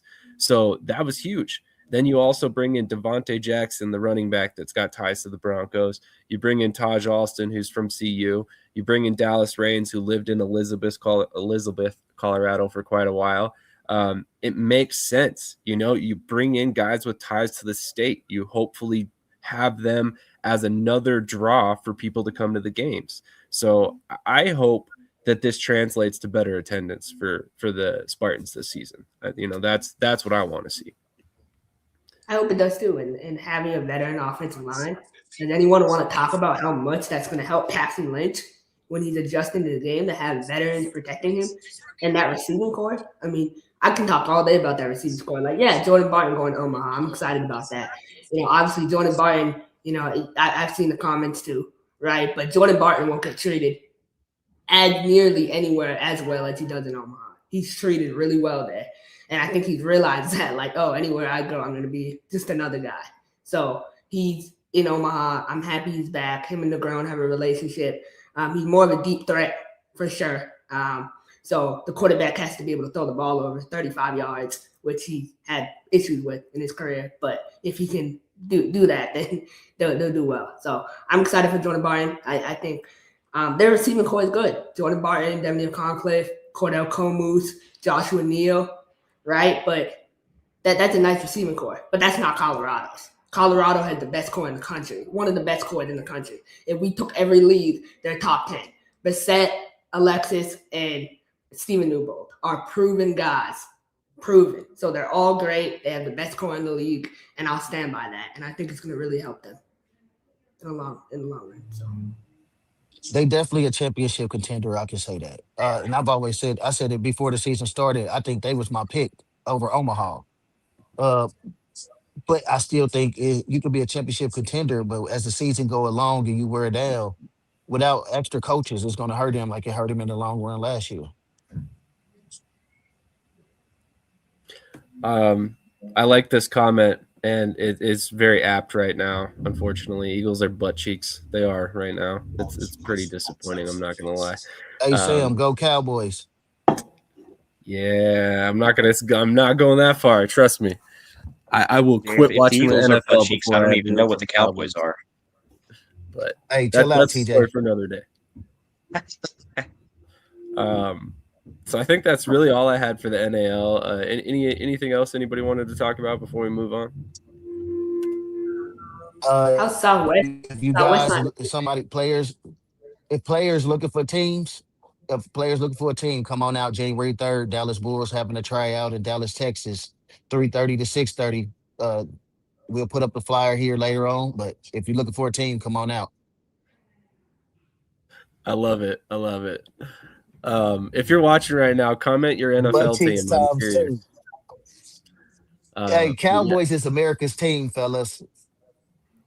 Also, speaking of which, there were a couple of things that we did not touch on, and this is just real briefly. There are some tryouts coming up for the IFL. There's this tryout for the Vegas, primarily run by the Vegas Nighthawks, but the Blizzard are going to be in attendance. The Fisher Freight are going to be in attendance. I actually think the Omaha Beef will be there. I also think Coach Davis said there were going to be some CFL teams in attendance. Yeah, there'll be two CFL teams, and the Omaha Beef will be in there. They'll be looking for a linebacker and one more quarterback. And to my knowledge, he pretty much has an open invitation to other coaches from other teams. So there may be a lot more teams that end up showing up the day of, just depending on how things go. Cody, there were some other IFL tryouts coming up. I apparently missed the graphics. I pulled up the Chupacabras one. Naz has one coming up, correct? Yeah, they've got one coming up. It's all the way in March, so you got some time to prepare for it. But I believe it is March 1st, which it's 2 weeks before the season kicks off. So they're going to be doing a tryout and then going pretty much right into like training camp.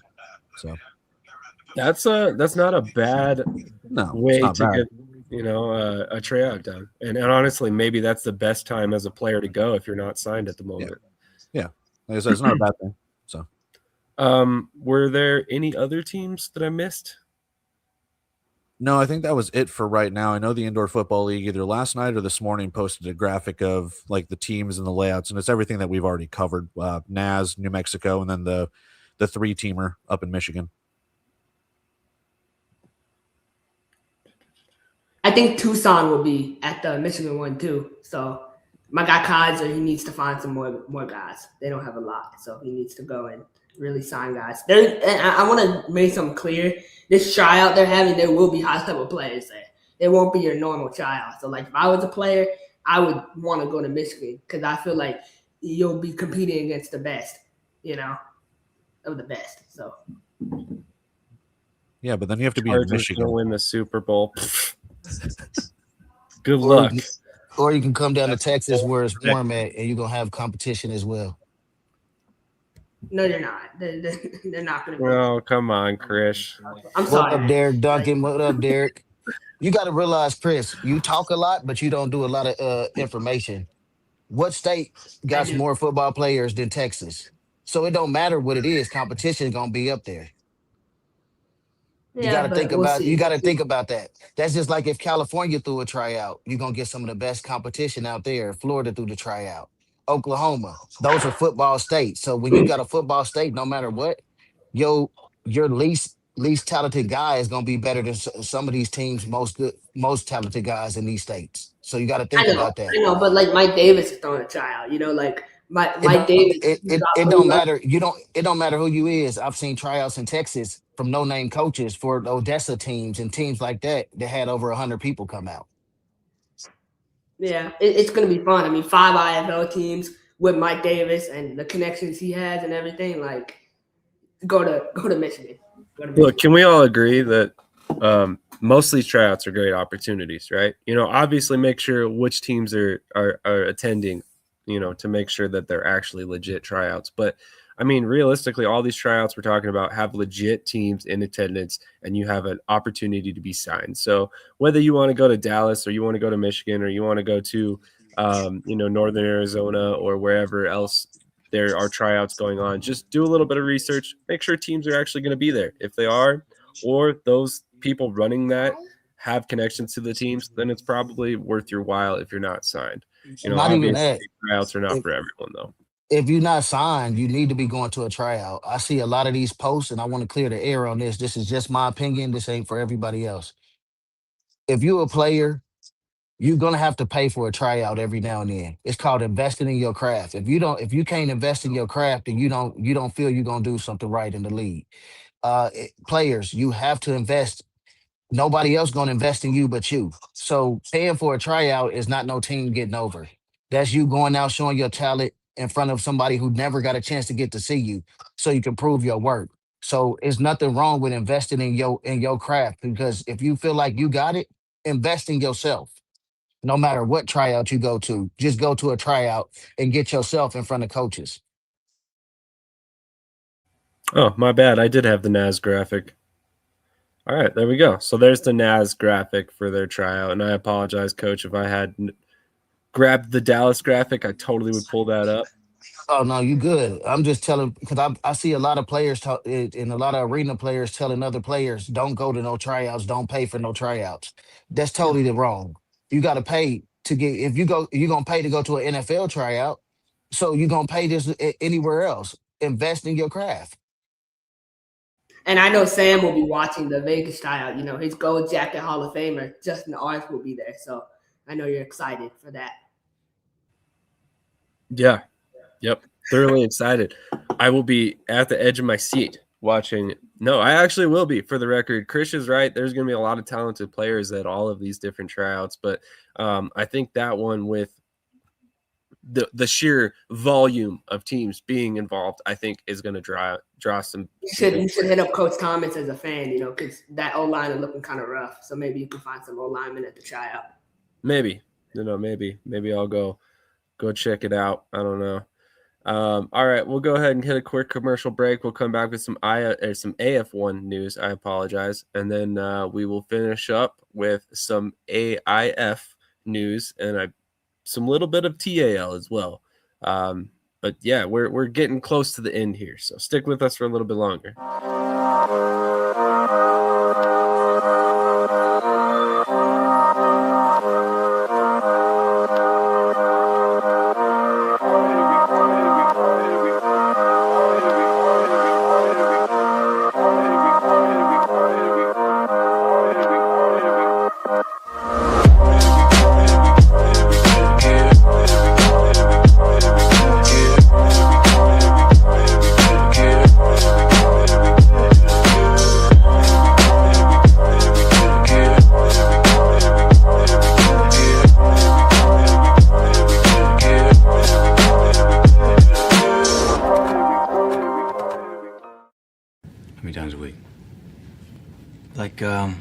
Three, four times, maybe. I gotta pump those numbers up. Those are rookie numbers in this racket.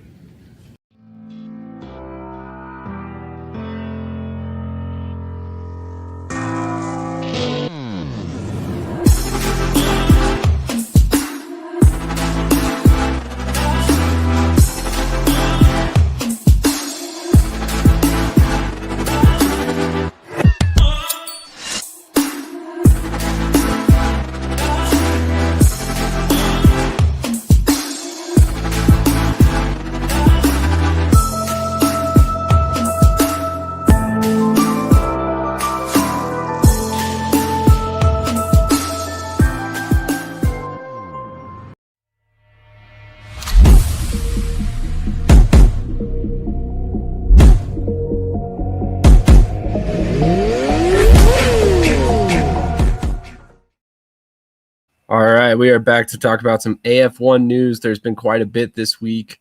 First big news coming out of the AF1 was the signing of Tyreek Stewart by the Winnipeg Blue Bombers. Always love to see players get moved up.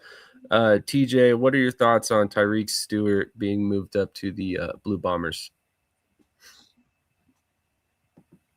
I mean, it's a great story. A great player, working hard, and he gets the call up. Contrary to certain things that have been going around the last week or so, you can move up from indoor and arena football if you have the dedication, the skill, and just the overall determination to get to that point.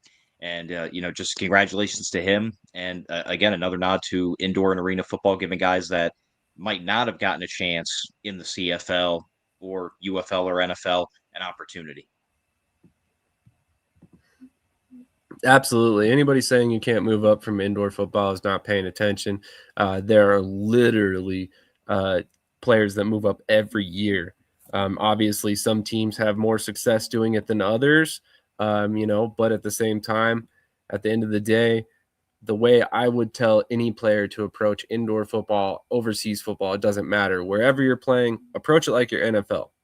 Play where you want to be, not where you're at, right? So if you want to be in the NFL, play like it's your NFL. Put on film what you want the NFL teams to see. Otherwise, it's going to show up in your game. So, don't shortchange yourself by half-assing any opportunity for that matter.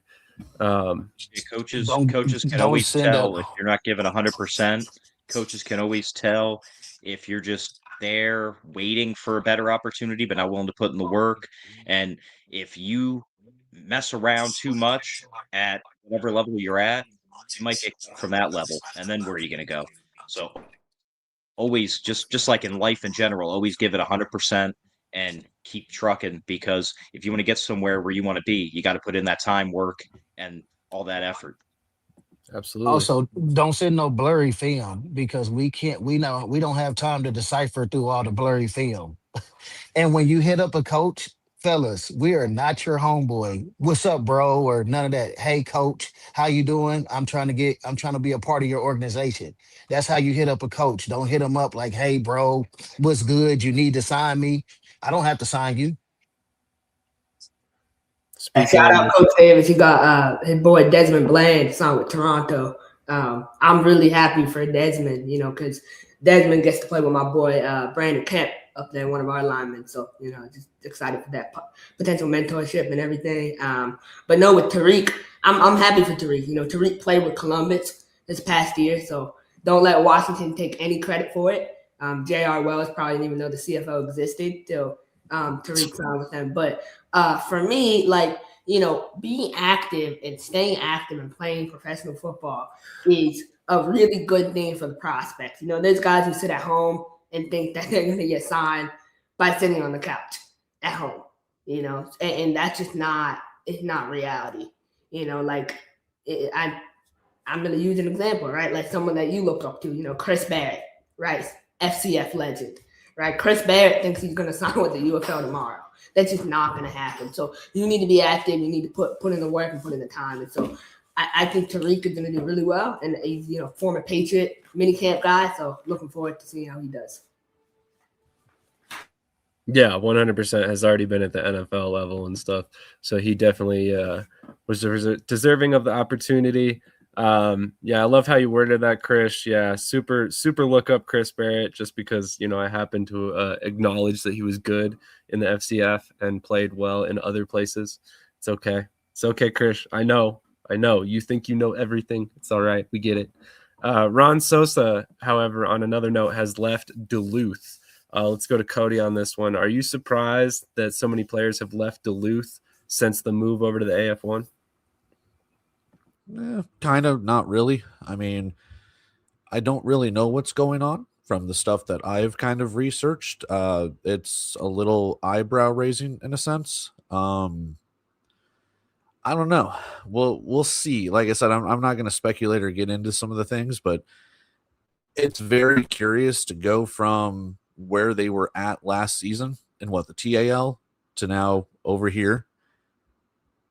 Man, we'll see when the ball's kicked off. That's pretty much all I've got with it, man. I'm not going to speculate or be like, this team's bad or the behind the scenes stuff is bad, or we'll see what happens when the ball's kicked off, the season's complete, and what happens anytime after that.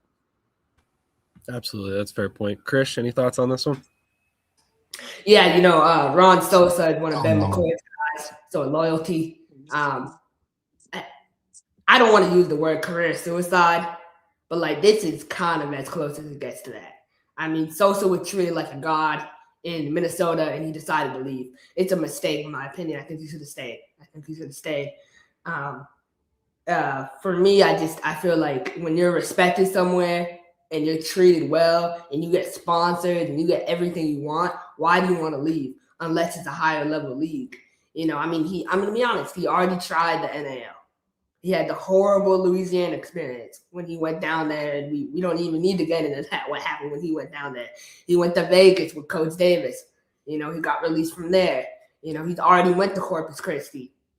right? So he's been everywhere. Why not stay where you're at in Minnesota and just build something long term? I don't know. I'm not sure what his thought process on that was, but I think it's terrible advice. Who have terrible advice, poor decision, and I wish he would have stayed. All right. Well, on that note, Krish will get to ask him about his opinion in a week or two when he joins us on the show.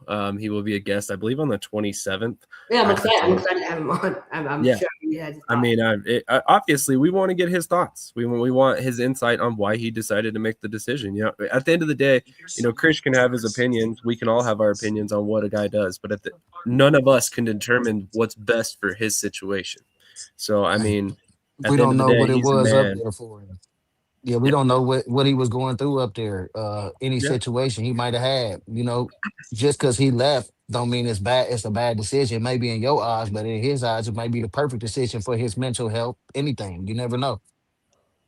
We also don't know what may come of it now. Now that he's a free agent, or now that he's announced. I've heard he already signed with a team that we just had on here already in IFL today.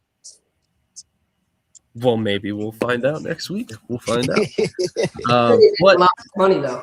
Think about it. And I know, for me, if you're about the money, man, go get your money. Go get paid. If you're getting paid something, and then you're going to New Mexico, where you might not. Let's say New Mexico, right, where you're not making it much. Is that really worth it? They're not going to be good. So I don't know, but I see my boy AJ. How you know what they paying in New Mexico? I'm not even gonna answer that. I see my boy AJ in the chat, man. You're not ready for Columbus's defense, man. You never faced a defense that good. I think Columbus will run a train on New Jersey, and I'll be there live in person to watch it. So I'm excited. Man, the wording sometimes, I swear. But anyway, obviously the big news that came out of the AF1 this past week that we are going to spend a lot more time on. I kind of wanted to gloss over the other things real quick before we got to this one, but is the schedule. Obviously, they released their schedule this past week. A lot of TBD on there. I'm not trying to point out anything or make any accusations, but that is kind of interesting. Obviously, it's still December, so we got time. But let's run through this. What are some games that stuck out to you guys? The one thing that stuck out to me is Washington and Oregon playing 4 times. Why? Yeah, that's fair. And honestly, I'm looking now and realizing that the AF1 schedule on the website is not complete, or at least it's faulty. Yeah, it confused. It says the same team playing 2 times on each week, doesn't it? I thought I was tripping on that. No, well, yeah. Here at the top it says week 1 has 3 games, and then it says week 4, 5, 7, 8, 9, 10, 12, 13, 14, and then starts over. 1, 2, 3. But anyway, one of the things that really stuck out to me was the gauntlet that the Monsters kind of have at the beginning of the season. They start with Albany. They have to play, I think, Kentucky somewhere in there, if I remember correctly. They also are going to be playing Michigan, which I think is going to be a solid team. And then they have, a couple other games that are going to be interesting. Sam, their first 4 games is on the road. So I think that's pretty tough for them to be a new franchise to start your first 4 games on the road. AJ says noted, Krish. I think he is prepared for that defense. You might be surprised, but we'll see. If you guys are watching right now, make sure to hit the like button wherever you're watching. It helps share this out to new viewers who have not seen it yet. Washington and Oregon, we haven't had enough of a give us even more. So with them playing 4 times this year, if my math is correct, that would be 9 or 10 times they've played since 2024. That's way too much. If you count the Black Bears, sorry. Throw out the record books. Yeah, max so 3 times a season. Max of 3. TJ, I would think why didn't if they didn't have Oregon play Washington twice, Beaumont twice, Oceanside twice, and then fill in the rest of the games. But you don't get, man, it just make the league look a little crazy when you play one team 4 times and you got a 9-man league. What's insane though is if you look at Oregon and Washington's schedule, they each only play Oceanside once and they brought in that West Coast team to help out with travel. Oregon only plays Oceanside once, and it is the next to last week of the season, the penultimate week. And then Washington only plays Oceanside in week 10. That's it. So Oceanside is they're not traveling north to play those teams. Instead, they're like, we're going to play them 4 times. It's a gripe I've had with I don't know. It's a gripe I've had with every single indoor and arena schedule ever. I know travel is the name of the game. I know arena dates and stuff like that, fine. But the fact that you made a team in Oceanside to compete with the San Diego Strike Force, and they're only playing Oregon once. They're only playing Washington once. It don't make sense. It does not make any sense. I think they should have had them at least play each other twice and make it so much of a Western division. And then you travel and play 9 opponents closer to you. It don't make sense for Oregon to go all the way to Albany when they can play somewhere like Minnesota, Michigan, Kentucky, and it'd be feasible on travel for them. Minnesota only plays Albany once, and they play Michigan 3 times. I'm going to pull up a different view. I don't get it. This is a little bit better view than what we had on the website. So. I love the AF1, but I think whoever made the schedule did make it feasible for certain teams or for the league. It only favors certain teams. I honestly think that. Beaumont's schedule is crazy. I obviously we don't know all the factors that caused the decisions that we have here, but it is odd to see that, Oceanside isn't playing Washington and Oregon more, like you guys said, that's the whole reason you bring in another West Coast team is to give them some travel. And not to mention, Oceanside's a brand new team, and you're going to have them travel all over the country. Like that's kind of crazy. But I don't want to necessarily focus on the negative. So let's look at some of the big games, some of the games you guys are excited to watch. Nashville versus Michigan week 2. I think that's going to be a big one. Cody, any games you're excited about? Oh, I'll one up Coach B. I think week 1, Michigan versus Kentucky.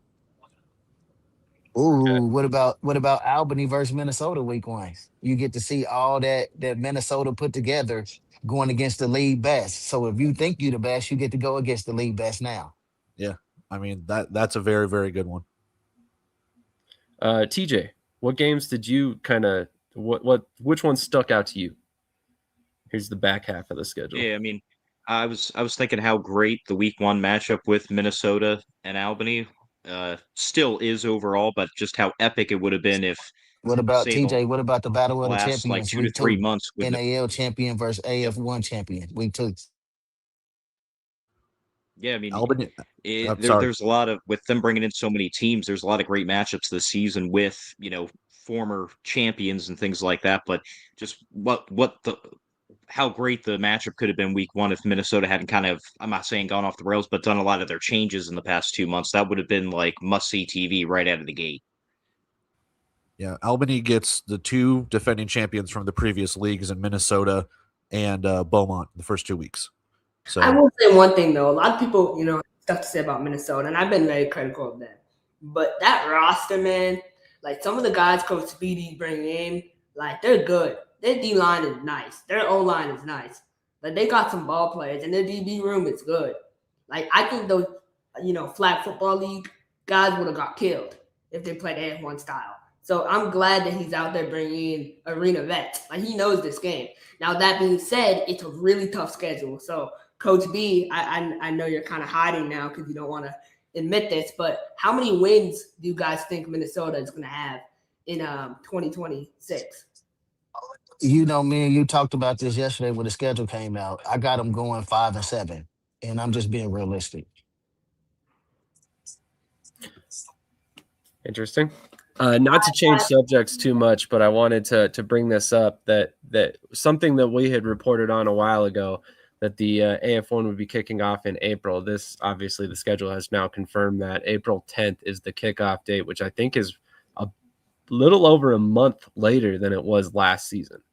So how do you guys think that affects the AF1 overall? Do you think that helps them, hurts them? TJ, what are your thoughts?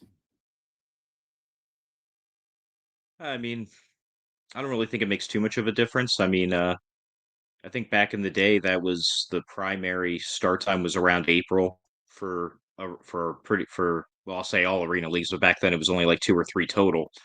But yeah, I don't think it makes too big of a difference. I know they were talking about wanting to push it back a little bit just for players and just different behind the scenes things. So maybe that's why they did it. But yeah, I don't really see a big difference in it being pushed back to April.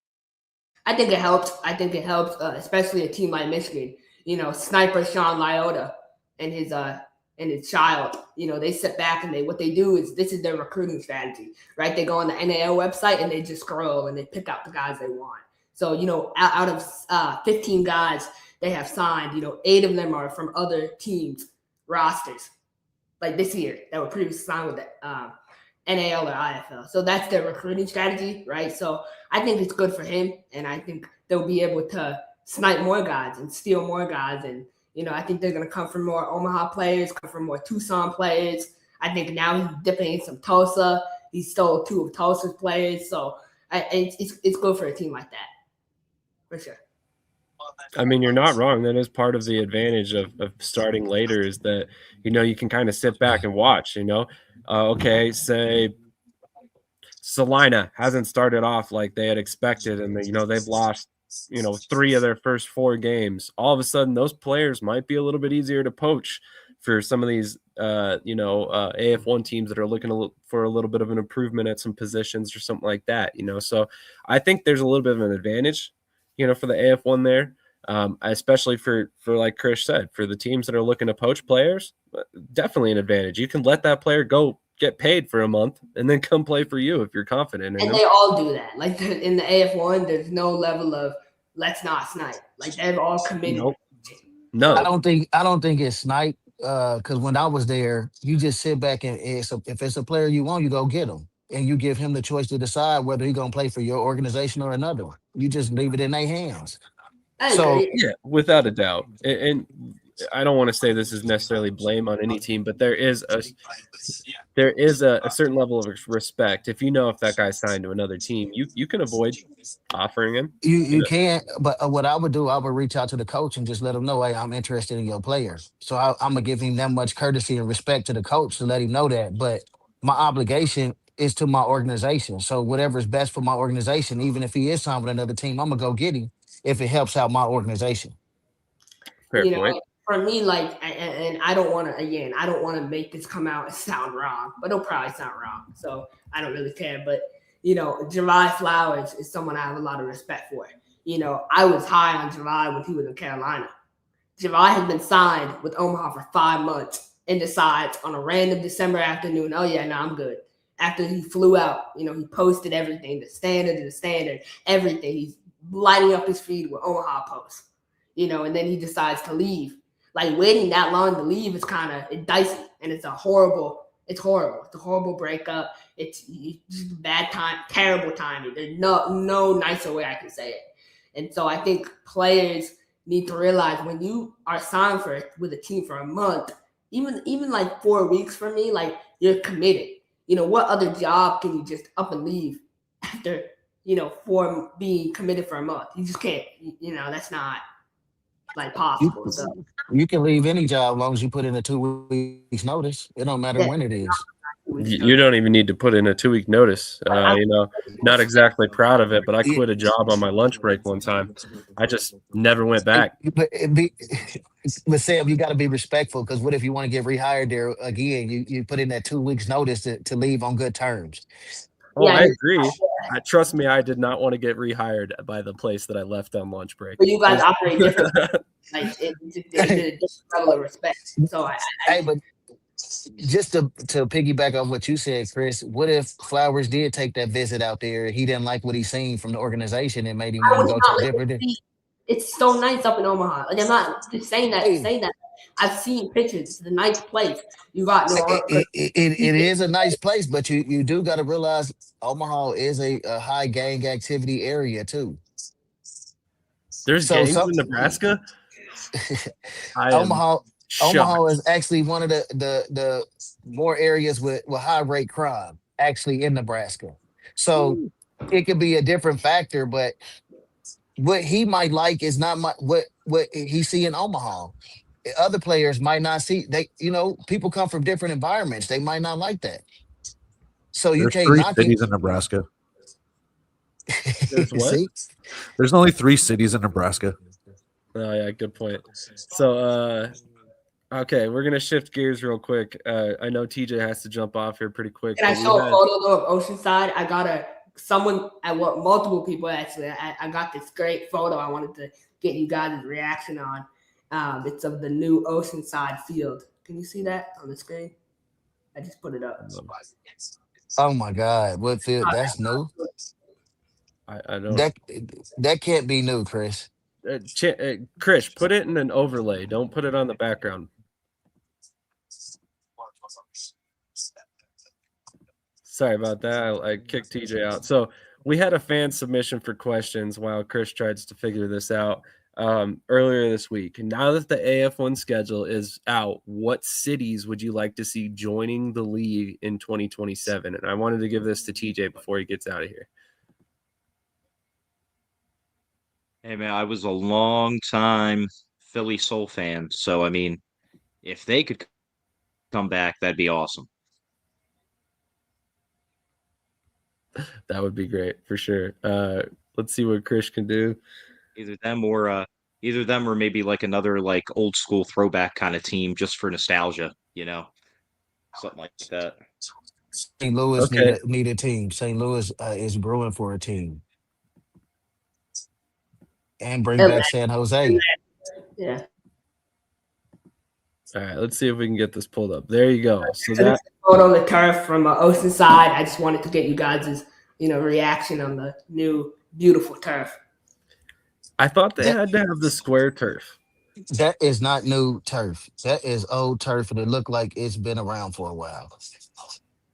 100%. Yeah, it's kind of rough. But, Where did they get that from, Chris? You know whose turf that is? I've heard a couple different things. I want to wait and confirm. That's something that I want to do more research into before confirming something like that. But the turf is maybe not the best. You hope they can put a team together. It's kind of like the turf is it's at least it's not as rough as the team on the field. So at least it's not as rough as Rudy Johnson. We haven't even seen the team on the field. How can you say that? Rudy Johnson is going to get murdered in the AF1. Hasn't played a single down yet. Live, honestly. Yeah. You crack me up with some of the stuff you say, man. Literally haven't seen the team together even once, and they're terrible on the field. I can get that assessment. All right, so to transition back to Pirates, the though. Oh yeah, no, we got. Come on, man. Yeah, this is great. I agree with you, Ricky. Yeah. All right, TJ. What were you saying about teams you want to see in the AF1? You said Philly Soul and who else?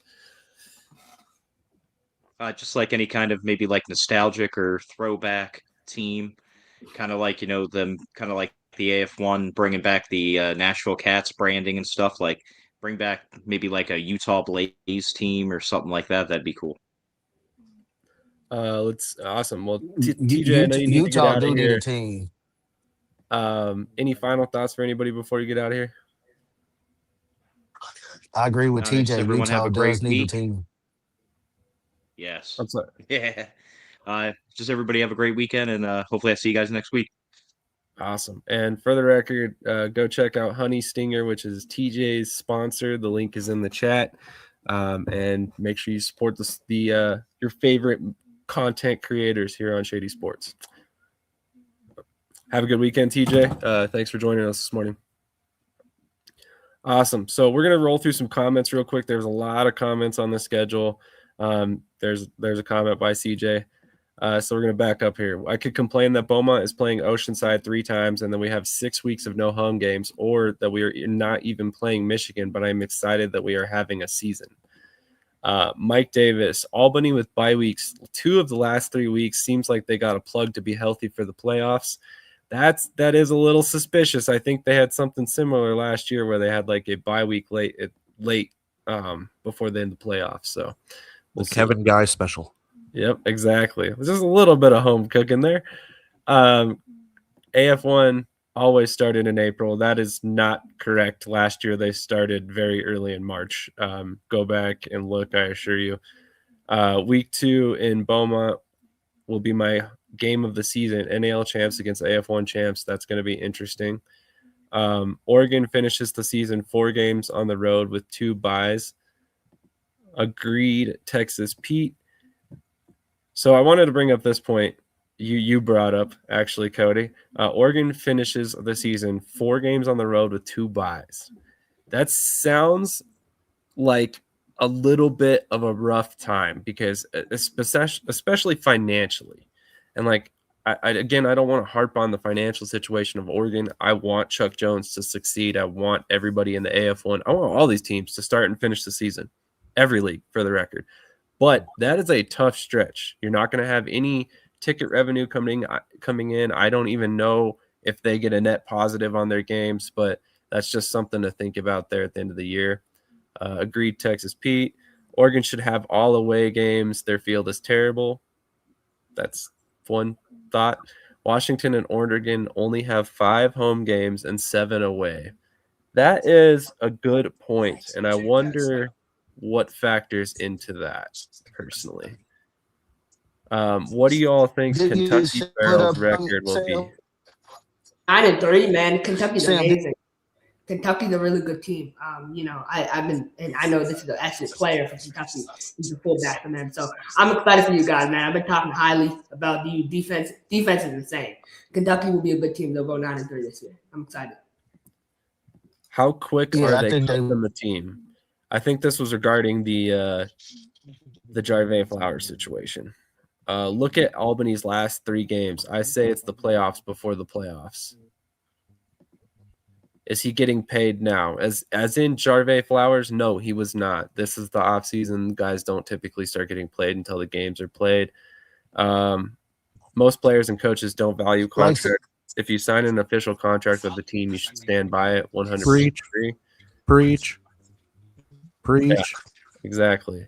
That would be one thing that I would love to see change between these leagues. It's a little bit less movement between leagues unless it's warranted. Like a guy gets cut by one team, he signs in another league. High crime in Nebraska. No. Ricky Birch, shut the hell up, B. That's literally the dumbest thing I've ever heard you say. A player doesn't come here to Omaha because of games. No, it is up there. I don't think we said that. I don't think we said that. We said any reason why he left. North Omaha, where the meatpacking plants are, whenever they want to. They go for the zoo. Duh. Southern Louisiana, Washington, and Oregon are pretty much guaranteed a playoff spot if one of the 2 teams sucks. You have a good point. He left for an opportunity he felt was better for him, nothing else. No bad bloods towards Omaha, no hate towards any side, but that's a wild statement, Coach B. LOL, Texas Pete. Anywhere Louisiana or Southeast Texas for markets they want to see. Please remember to hit the like button. Holy cow, this is off subject, but if we're trying to move guys up from IFL to CFL, why don't they have an all-star game? That's a good point. Would be interesting. What about the Ruggiero turf? It looks suspiciously like the Beaumont's mangy turf from last season. Atlanta City Blackjacks. Somebody would like to see them come back. Anyone close to close markets to generate more rivalries? Typo, AFL. Okay, you're right. AFL did start in April. Exactly, CJ. And did we suspend him and prevent him from playing elsewhere? No, we released him. What's your all opinions on what AF1 will do streaming wise? We will come back to that here shortly. Let us know your thoughts in the chat on any of these subjects we've talked about today. People may think it was just a throwaway comment, but Google the gang activity in Omaha. It's a real thing. Okay. I've never been to Omaha, so I have no idea. I've been there. My family lived there longer than anybody who been there, so I know it's a bad area. It's just as bad as Kansas City, and I don't say Kansas City is all that good, but you still can have arena teams there. It's still a bad area. So no, and I don't want to keep talking about this, but I need to get this off my chest. So it's so crazy. So the theory is Jarve went up there for a tryout they had and decided one day, I'm going to take a look outside and saw the gang activity, bro. He not in like a third world country. He went up there to watch a tryout and got treated like a god. Do not let me tell you the details of his trip. He was treated so well. Like they treat all their players well. So that's not why he left. That's just an excuse for him. And you said he was going to win MVP of the NAL too. That's what you said. Another crazy take by you. And I have that on video. So. All right. Well, it is what it is. I mean, like I said, I've never been to Omaha. I'm just surprised to hear there's gangs in Omaha. Jarvey is a great player. He is. He gets to decide where he want to play. He gets to decide where he want to play. I don't care what league he is. I think he's a great, and no one is saying he's not a great player. Yeah. He said this is the last year of him playing arena, so it's the last year of his career before retirement, and he wants to go out and play with Malik Henry. And I love Malik to death, so I get it. I feel it. Yeah.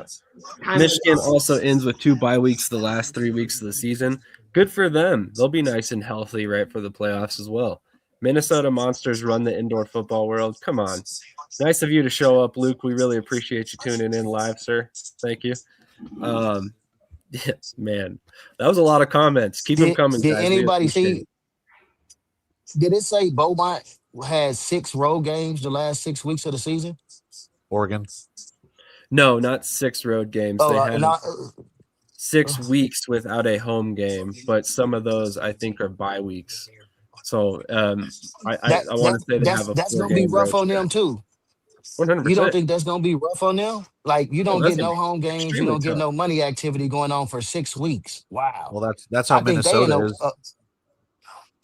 Minnesota starts their season with 4 road games with 2 byes in between there. You're not generating any revenue to start the season. And if you're 0-4, who's coming out to that game in what, week 7? So you've got to win those games. You have a good point. All right, well, I want to circle back to this. What do we think the AF1 will do streaming-wise? Do you guys expect to see Vice TV back? And obviously we know Evergreen probably will not be back to this point. What are you guys' thoughts? Didn't Evergreen fold? Go for it, Coach. Yeah, didn't Evergreen fold? I think so. I think they're trying to sell it, but I haven't heard if it's changed hands or anything of that sort yet.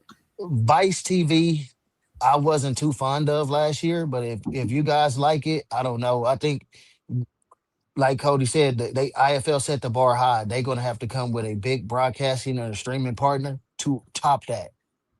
It doesn't have to be huge. It doesn't have to be Yahoo. It doesn't have to be FanDuel. It doesn't have to be CBS Sports. It just has to be something consistent. Simple as that. You can put them on YouTube. You can put them on a different streamer. You can do something like that. You just have to make it consistent. Simple as that. The bar's set. You don't have to reach those heights, but you have to at least put a bar there to sit there and be like, hey, and I'm not trying to talk down, but it's like, hey, we got this in the Indoor Football League. We are right here. We can move up, but you got to make it consistent. So I wanted to address this comment. Man, I just hopped in here. There's gangs everywhere. That's a wild statement. I was mainly kidding. It's just Nebraska. My experiences with Nebraska are a bunch of cornfields where there's absolutely no people. I've never been to Omaha, though. That's the thing. When I was in Grand Island for an internship for a couple of months and watching the danger, there were gangs in Grand Island, man. Like, not big, but I'm sure there were gangs there. Oh, I have no doubt. There's, like he said, there's gangs everywhere, right? Anywhere you can commit a crime, there's going to be a gang. But it's mind-blowing to me that, like, I just have never connected gangs in Nebraska. Like I said, my experience in Nebraska is very limited to very southern, western Nebraska, like right above Colorado and in small cities. So can I just say something? Like, people call me crazy all the time, all week. I'm crazy. Like, where is Coach B? Coach B not even on my level of crazy. That was the most craziest thing ever said on this program of all time. That was insane. I mean, I don't know. Everybody took it. I was saying it could be gang activity, it could be anything. People got their own opinion. You don't know what it is. He might have just went there and said he didn't like it. Even if he got royal treatment, that don't mean he has to like it. He might have saw a better opportunity somewhere else. apparently in Saginaw, Michigan. Streaming will be whatever they get the owners to pay for with production. The team's production wasn't consistent. Did you all watch Oregon's games? Yes, we did, but that's why you also kind of pick and choose and be particular about which teams get which broadcasts. I think Vice will be back. They did solid last year. I liked Vice as well. They did a pretty good job, I think. I can't confirm dates, but Beaumont's Arena hosts the Southeast Texas State Fair for about 3 weeks, including a rodeo. So maybe that contributes to some of that scheduling and accessible. I didn't like Vice, Texas Pete said. Interesting. Krish didn't like someone saying something bad about Omaha. Yeah, his orange blood is spilling all over the screen at the moment. They are undoubtedly everywhere, but to say that a player didn't come to Omaha because of that. No, it's not like I'm biased or anything. It's just crazy. Like that to make that statement is so crazy. And the fact that like you should be worried about Dallas and the players that you have signed. You talk about blurry film, go through your entire roster. 90% of the guys haven't even played a professional down. Don't tell me about blurry film, bro. Like, worry about the food stamps. Okay, here we go again with the inflammatory statements, Krish. Family can wait was the craziest thing ever said on this show. Did you see the episode talking about the Pirates and Oilers game? Because if you didn't, you definitely need to go back and watch that one, because the craziest thing I've ever heard on this program was we're going to oil them up. That was pretty bad.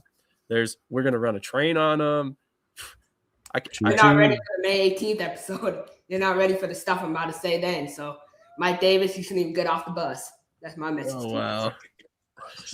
Wow. Oh okay, my so God.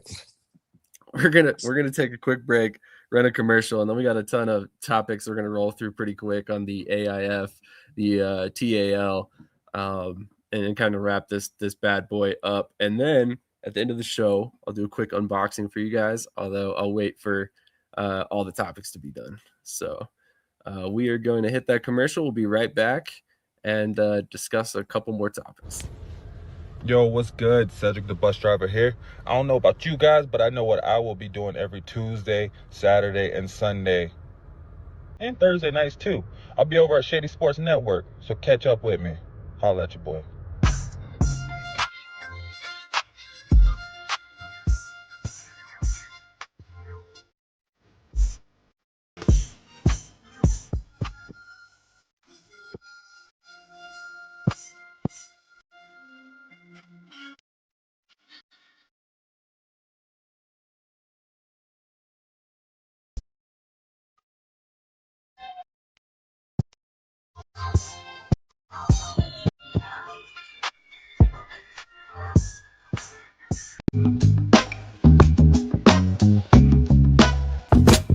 I'm just being myself, cool as can be.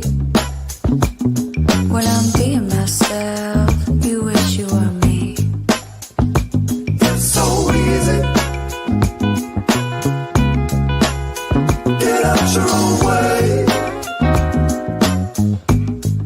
It's just so easy. All right, those reactions are rolling in. Glad to hear it. Okay, so we're gonna. Yes, you do, Mike Davis. You live rent free in Krish's head all year round, 365 days a year. So we're gonna transition over to the AIF. There's been a little bit of news coming out of the AIF this past week, which the Odessa Drillers, initially announced as a part of the South Division, will be playing an independent schedule in the AIF in preparation for joining the league in 2027, and they have announced that their head coach will be named on Monday. The league now lists 5 official teams for 2026, including the Pennsylvania Union, which are playing just one game. Just a couple notes about the season that are kind of interesting. They have 3 or 4 different weeks where only one game is played, and then basically their 16-game regular season stretches from January 30th all the way to April 30th. So a very interesting stretch, how they kind of set up their schedule, but didn't really want to spend a ton of time on any of that. Anybody have any crazy thoughts about Odessa Drillers playing independent schedule in 2026? I'm kind of confused on how it's going to work. I was talking to Chris about this the other day. I thought they were supposed to be in a different league. Then they come out saying they going back to the AIF and they playing the independent schedule. So what does that mean? Like you're not going to play your league schedule? Yeah, I mean, it's an interesting scenario all the way around. I think it probably has something to do with arena availability, if I'm being honest. I know their arena was supposed to be going through some renovations, so I'm not really entirely sure how that all came about. Adam Snow says, clip it and point me to that clip, Sam. I definitely will try and find it. It was one of our many 3-hour shows like months ago. The consistency was lame. Some games reminded me of some of the early San Jose Panthers broadcasts. You go, Krish. Tell Sam what you think. Unhinged would be an understatement for how off topic this show segments get.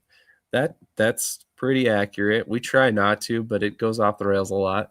Would love to see the Jacksonville Sharks join the AF1, and I'm biased because I'm 30 minutes away, but Carolina Cobras moving to Greenville, South Carolina would be a great move, in my opinion. Please remember to hit the like button, of course. The Greenville already has a minor league hockey team, so arena is available. And then Ben McToy checking in. Mike at it again. Ben, easy killer. I'm just a fan watching a show. Awesome. So the other big news that I wanted to address with the TAL was the announcement of a team that will be coming in Monroe, Louisiana. From an article that was out about this move, Martin said the Coliseum will host 7 games and pay a guaranteed $49,000 per year in rent to cover required staffing. That's per year. That's not terrible at all. He added the league will return a facility fee on each ticket sold, and all concession sales will remain with the county. This was in an article from the commissioner of the arena. So that's the kind of the big news out of the TAL. There's also one other big piece of news is that Eau Claire appears to be selling their turf and dasher pads.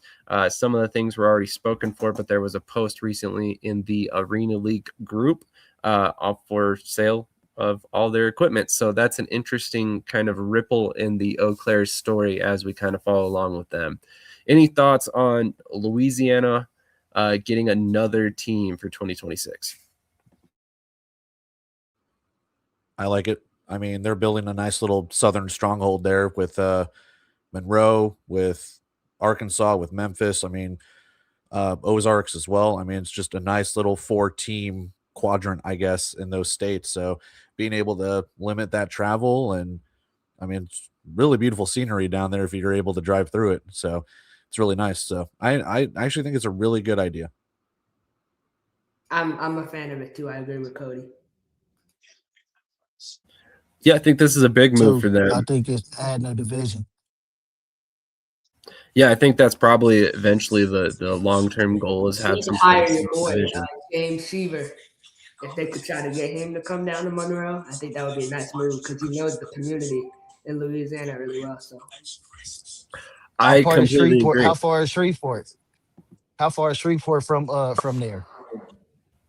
I would have to look that up. I am not certain. I think Shreveport's in the northwest area corner, and then Monroe's in the northeast. So it's kind of on the other side of the state, up in the top part. Could be mistaken, but Only thing that scares me, Shady, Chris, Eclair announced they got a head coach, new ownership, and then it's some guy who's not even a part of Eclair is selling their turf, and that's what threw me off because he's not even a part of the team. I had heard that that was the previous ownership group selling stuff, and that basically the new ownership group or the new group involved wanted to get all new things. But I don't know how true that is. And with the TAL schedule out, Eau Claire is on the schedule, just so we're all clear. So, I mean, I don't think this is like necessarily a concern yet, but you know, with their schedule kicking off, you know, coming up here in 5 months, it would be interesting if there was any sort of issues coming up on the season. But yeah, that is an interesting note. I was not aware that guy's not involved with the team. One final thought that I wanted to get to, and I wanted to go around the horn here. Cody, I know you've seen it because we kind of talked about it in our group chat. Krish, I know you have seen it as well. Coach B, did you see the video that's going around from Cam Joseph this week? No, I didn't. So I don't want to spend a ton of time on this, but basically Cam Joseph is he's got a big following on social media. He was a part of the Carolina Cobras last season. And basically he came out and produced a video saying that it was the worst decision of his life to leave college to play professional arena football. And for the record, I just want to start this conversation off by saying that we would never advocate for any player to leave college with eligibility left to go play professional arena football. Just wanted to throw that out there before we start this conversation. But some of the comments that he said in the video, I don't have a problem with what he said. Obviously, his decision making, if he feels that's the worst decision of his life, he is more than entitled to feel that way. The problem I had with the video were some of his comments that all of indoor football, or most of indoor football, is unstable. So I wanted to get you guys' thoughts on this overall situation, like how you feel about how this video is being received and why it seems to be that videos like this get so much traction, but then you have videos from other players that are saying, oh, this has been the greatest opportunity of my life or whatever, and those don't get the same amount of traction. Do you think it was perceived wrong? Go for it. You think it was perceived wrong? Because he could have been saying, if you a college kid, don't go play arena football till you're done. He just didn't word it the way he was supposed to word it. I think that was honestly, he just telling his story, like you said. If you a college player, like Sam said, never go play professional sports, because once you accept a check, your college eligibility is over with. You can't go back. So I probably would take it. That's why he said that was the worst decision of his life, because after he got paid, now he can't go back and play college anymore. I don't think it was more so arena football is the worst part. No, I would agree, and I think that's where I think that's why it got so negative, such a negative connotation. But at the same time, he actually physically says most of indoor football is not stable based on his experience with one team. But Cody, what were you saying? I was going to say the reason why it gets more traction is because people like to crap on anything negative, because some people like things, and because a couple of people don't like things, they're going to gravitate towards the negative and start building this group of negativity. I'm not saying that this is what this guy's out for, but at the same time, are his comments true? In some realm, yes. Indoor and arena football is very, very unstable. There's only a select few teams that have been since the 90s. Arizona, I mean, if you want to include Iowa, the Omaha Beef, like there's only a couple of teams that have been from the 90s to now. So if you really want to put that to the point, yes, it is very unstable. The difference is, can you get stability? That is the difference. I think you obviously very, very much can. To that credit, you joined a team that, for all intents and purposes, the four of us here plus more kind of knew that Carolina was not on good footing. We knew that there was a point in time where Carolina, amongst other teams, were going to fold. There have been plenty of teams and plenty of leagues that have folded before a season, after a season, in the season. So yes, is there stability? Yes and no. It depends on the teams that you go to, the ownerships, the coaches, things like that. You made the wrong choice. Stick with it. Unfortunately, it didn't work out for you. It doesn't work out for a lot of players, and they go and retire and go do something other than football. For other people that can keep their name going and stay in the leagues and stay, moving up, moving down, whatever, great for them. Like, I'm not going to trash this guy. I'm not going to trash his opinions or things. That's just what they are. They are his opinions. He's entitled to them, but they're the wrong opinions. I'm kidding. No, it's like, again, he just had a bad experience. We'll leave it at that. Agreed. And sorry, go ahead. Chris say it all the time. I don't even really think he went into a bad situation. Eventually it got bad, but at first, a lot of players in arena football are going to want to go play for Coach Negron. He's just that player's guy. Players love Coach Negron. So when he there, you think it's gonna be a good situation because Coach Negron not gonna stay nowhere that it's not gonna be. So nobody knew that situation was gonna turn out bad. We had an idea, but I don't think he was in a bad situation because Coach Negron gonna make sure his players is taken care of the best of ability he can. Yeah, and like look, and I love this comment by Ben here, by the way, but I want to say this, like a lot of guys come into this and think it's gonna be easy. I'll use another example. Minnesota, they gave Richie Murphy an opportunity. That turned out to be a big mistake because all Richie Murphy does is talk about how he's 37U, how he's risking life for CTE, like all this stuff. Like I got guys from the SEC that come. You know, we got high level players, so I see the best of the best. That's why I'm so like critical on guys who are going to make it. I knew Cam Joseph wasn't going to be good in Carolina. Coach McGrone sat on a podcast and said he was going to be a Rookie of the Year candidate, right? I still have that clip. So Cam Joseph was terrible at the tryout. If you watch the tryout video, he was dropping so many passes. He was terrible at the FAU tryout. He's not a good football player. He's not. He's a good content creator. I've been watching Cam Joseph for like over 5-6 years since he started. I've been a fan of his content. I just thought that video was so insensitive and it's not taking responsibility. He could have said, oh, man, just wasn't good enough. But he didn't. He wanted to make other people look bad. And that's such a sorry thing to do. So. We got a surprise guest that we'll welcome on here in a second. Didn't the guy Murphy, isn't he about to sign with an arena team after talking stuff about it? And he's about to sign with an arena team. Richie Murphy is. And he calls it 37U to get clicks.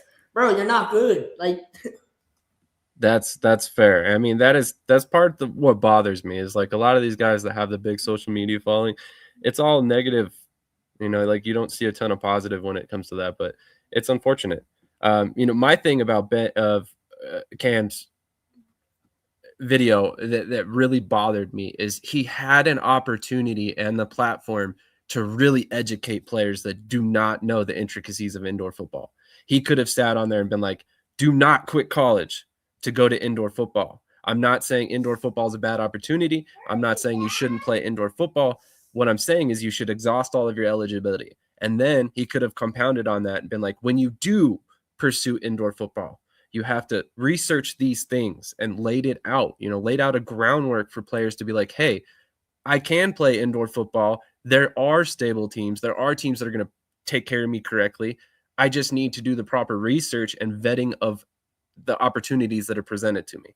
I think a lot of times players, and I don't mean any disrespect to any players out there watching, so please don't take it this way when I say this, but I think players forget that at the end of the day, no matter where you sign, it's a job, right? So if you're a regular person and you're out there in the real world, are you going to go just take any job just to have a job? Or are you going to make sure it fits your needs, your goals, everything you are set up in life with? You're going to do the second. You're going to make sure that job fits what you need in your life, not vice versa. And that's the problem that a lot of players ignore. Yes, there's limited opportunities in football, but there's enough opportunities to go around that you don't need to just take any opportunity. You need to be smart. You need to vet those teams. You need to pay attention to the signs on the wall. If there's sponsors out there saying that this team has not, gotten back to them or, they owe them money, chances are it's probably not a good situation to go to. Just saying. Now, like I said, we have a surprise guest. I'm willing to bet his team does not have a lot of claims of sponsors, being owed money. So, Coach Davis, what's up? How's it going? What's up, guys? I had to comment on this one just because, like, people in general don't understand this is a profession, right? The CFL is a profession. The NFL is a profession. And no disrespect to anybody in their college or pro career, but if you cannot play a snap in your college team, you're probably not going to play for a professional team. You might find a lower league that you can get into, right? But again, these kids don't ask for guidance. They just, I call this word, I use the term so much, I call them street beggars. You're on the corner and you're begging for any opportunity, and not every opportunity is the right opportunity, right? Like, do your research just like you did when you went to college. Choose the college. Sometimes you're unfortunate and the college chooses you, but you still have to make a decision. So when you get people like Cam that goes out there and posts this stuff that has a big following, it has a negative image on every league. Not the IFL, not the NAL, not the AA2, AI, none of it. It has a negative backfire to everybody. And that's what frustrates me because people think this is easy, right? I've had first round draft picks in Vegas, didn't make it. I've had second round draft picks in Vegas, didn't make it. Everybody has the ability to have guys like that. And the first thing that people said, damn, I didn't know it was this tough. I didn't know these dudes could really play. Right. And I don't care what team you're in and what level you're in. Everybody has a guy. Most teams have a guy that are on your team that when you see him for the first time, you're like, how is he here? Everybody. I don't care in what level you're at. Everybody has that one guy that slips through the cracks that when you see him, you're like, man, what did I miss? Like, why is he here? And so it just frustrates me to see guys post that. And granted, every situation is not created equal. I get it, right? Like, I don't care where you are. Every situation has its benefits. Every situation has its downfalls, right? Like, I don't care if it's the competition is too good, the housing not good enough. Every situation has benefits. You have to find the benefits that work for you. And that would be the only advice I could tell to any of these kids and these players, even coaches. Coaches want to coach, and they're so quick to jump onto a job, and oh man, it's not what I thought it was. That means you didn't do your research, and all it does is you get one bad taste in your mouth. And I'll leave you with this: it's kind of like all of us dated a girl in college. If that girl turned out to be psycho, did you stop dating? And I'm keeping it PG, but no, you went on to the next. It's the same thing, but you have. Okay, in your back of your mind, man, I can't have that type of girl no more. It's the same situation in some of these teams, in some of these leagues. Get in where you fit in and what's good for you, and then move from there. Absolutely. And for the Sorry record, about the rant, guys. No, you're good. Honestly, I'm glad to have your context. And if you look in the comments right now, Ben McToy, very reputable guy in the arena football scene, has been employed by multiple teams. He's saying that he wants to be a guide for players. So I mean, find these resources, reach out to people like us, and obviously we don't know everything, but we're going to do our best to try and guide you to hopefully people that can give you the information you need to make the right decision. Or, we'll tell you, hey, there are some concerning signs for these teams. Any one of these, us on this panel or Coach Davis, I'm sure would afford you that opportunity, because we don't want to see guys put in bad positions.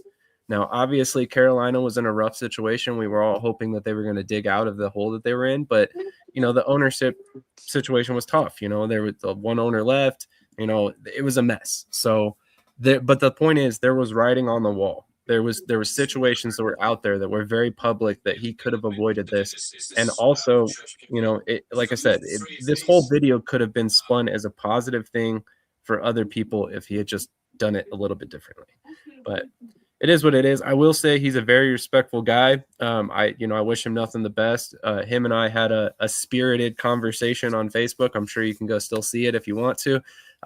He was very respectful the whole time. So I do have a lot of respect for how he handled it and handled himself to everybody who had negative comments. But at the end of the day, I think his video kind of rubbed a lot of people the wrong way, though. So, ton of comments in here. Coach, you're welcome to stick around if you want. If you want to get out of here, that's perfectly okay as well. But Krish might say something outlandish. I might need to stay on for a minute. All right, sounds good. Columbus as well, and a league that can stay around for a long time, but the teams that come and go burn the markets of fans. It can really do bad damage for the sport as a whole. This will be season 20 for Columbus, as Roger Beck, the owner's checking in. Richie came in the first game, got Defensive Player of the Week. That's true. All about the media. There are some media bloggers that love to report bad stories. We know who those amateurs are. Arena football don't have enough people getting good stories out. I do want to say there are plenty of people covering arena football with positive messages behind them. You just got to know where to find them, and we're happy to point you guys in the right directions. We're not the only content creators that do this the right way. We're one of many, actually. I won't say Richie isn't a baller. Richie can play for real. He's not a star, but a solid rotational guy.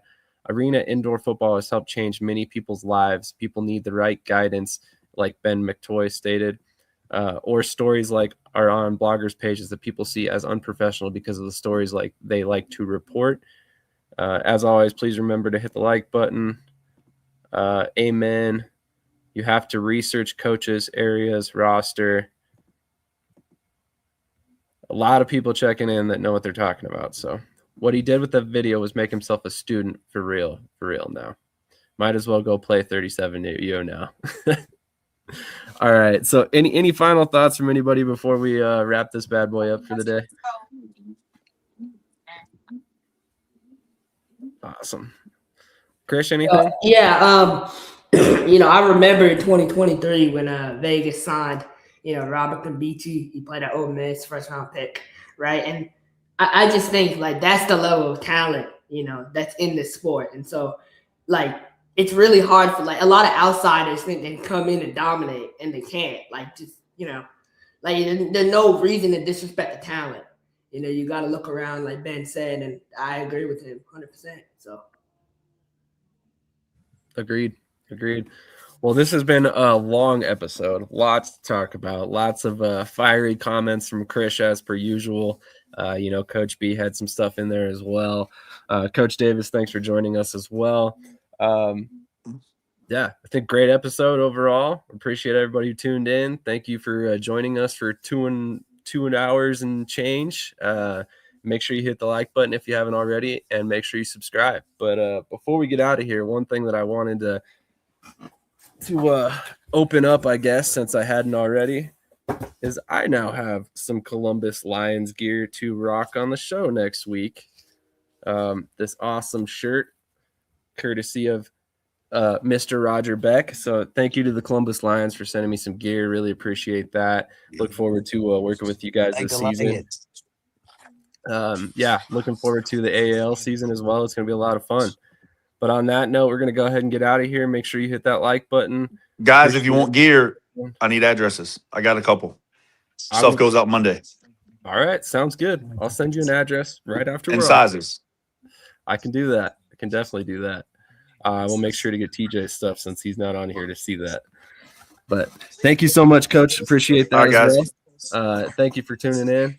And we will catch you guys next Saturday at 8 a.m. Eastern time. As always, we got some great guests next week. As mentioned before, I think we have Chris Hemphill, New Mexico, Chupacabras, Director of Recruiting, and then I think he's also a DB coach. And then I believe we also have, I'm blanking the other guest. But Logan Hernandez, the new GM in Southwest. They run through GMs like players in Southwest. They have a new GM every year, so I wonder what's going on there. But well, there's nothing going on there. I can elaborate off camera. But on that note, we'll get out of here. Have a great afternoon, everybody. Thanks for joining us. Yo, what's good? Cedric the bus driver here. I don't know about you guys, but I know what I will be doing every Tuesday, Saturday, and Sunday. And Thursday nights, too. I'll be over at Shady Sports Network, so catch up with me. Holla at your boy.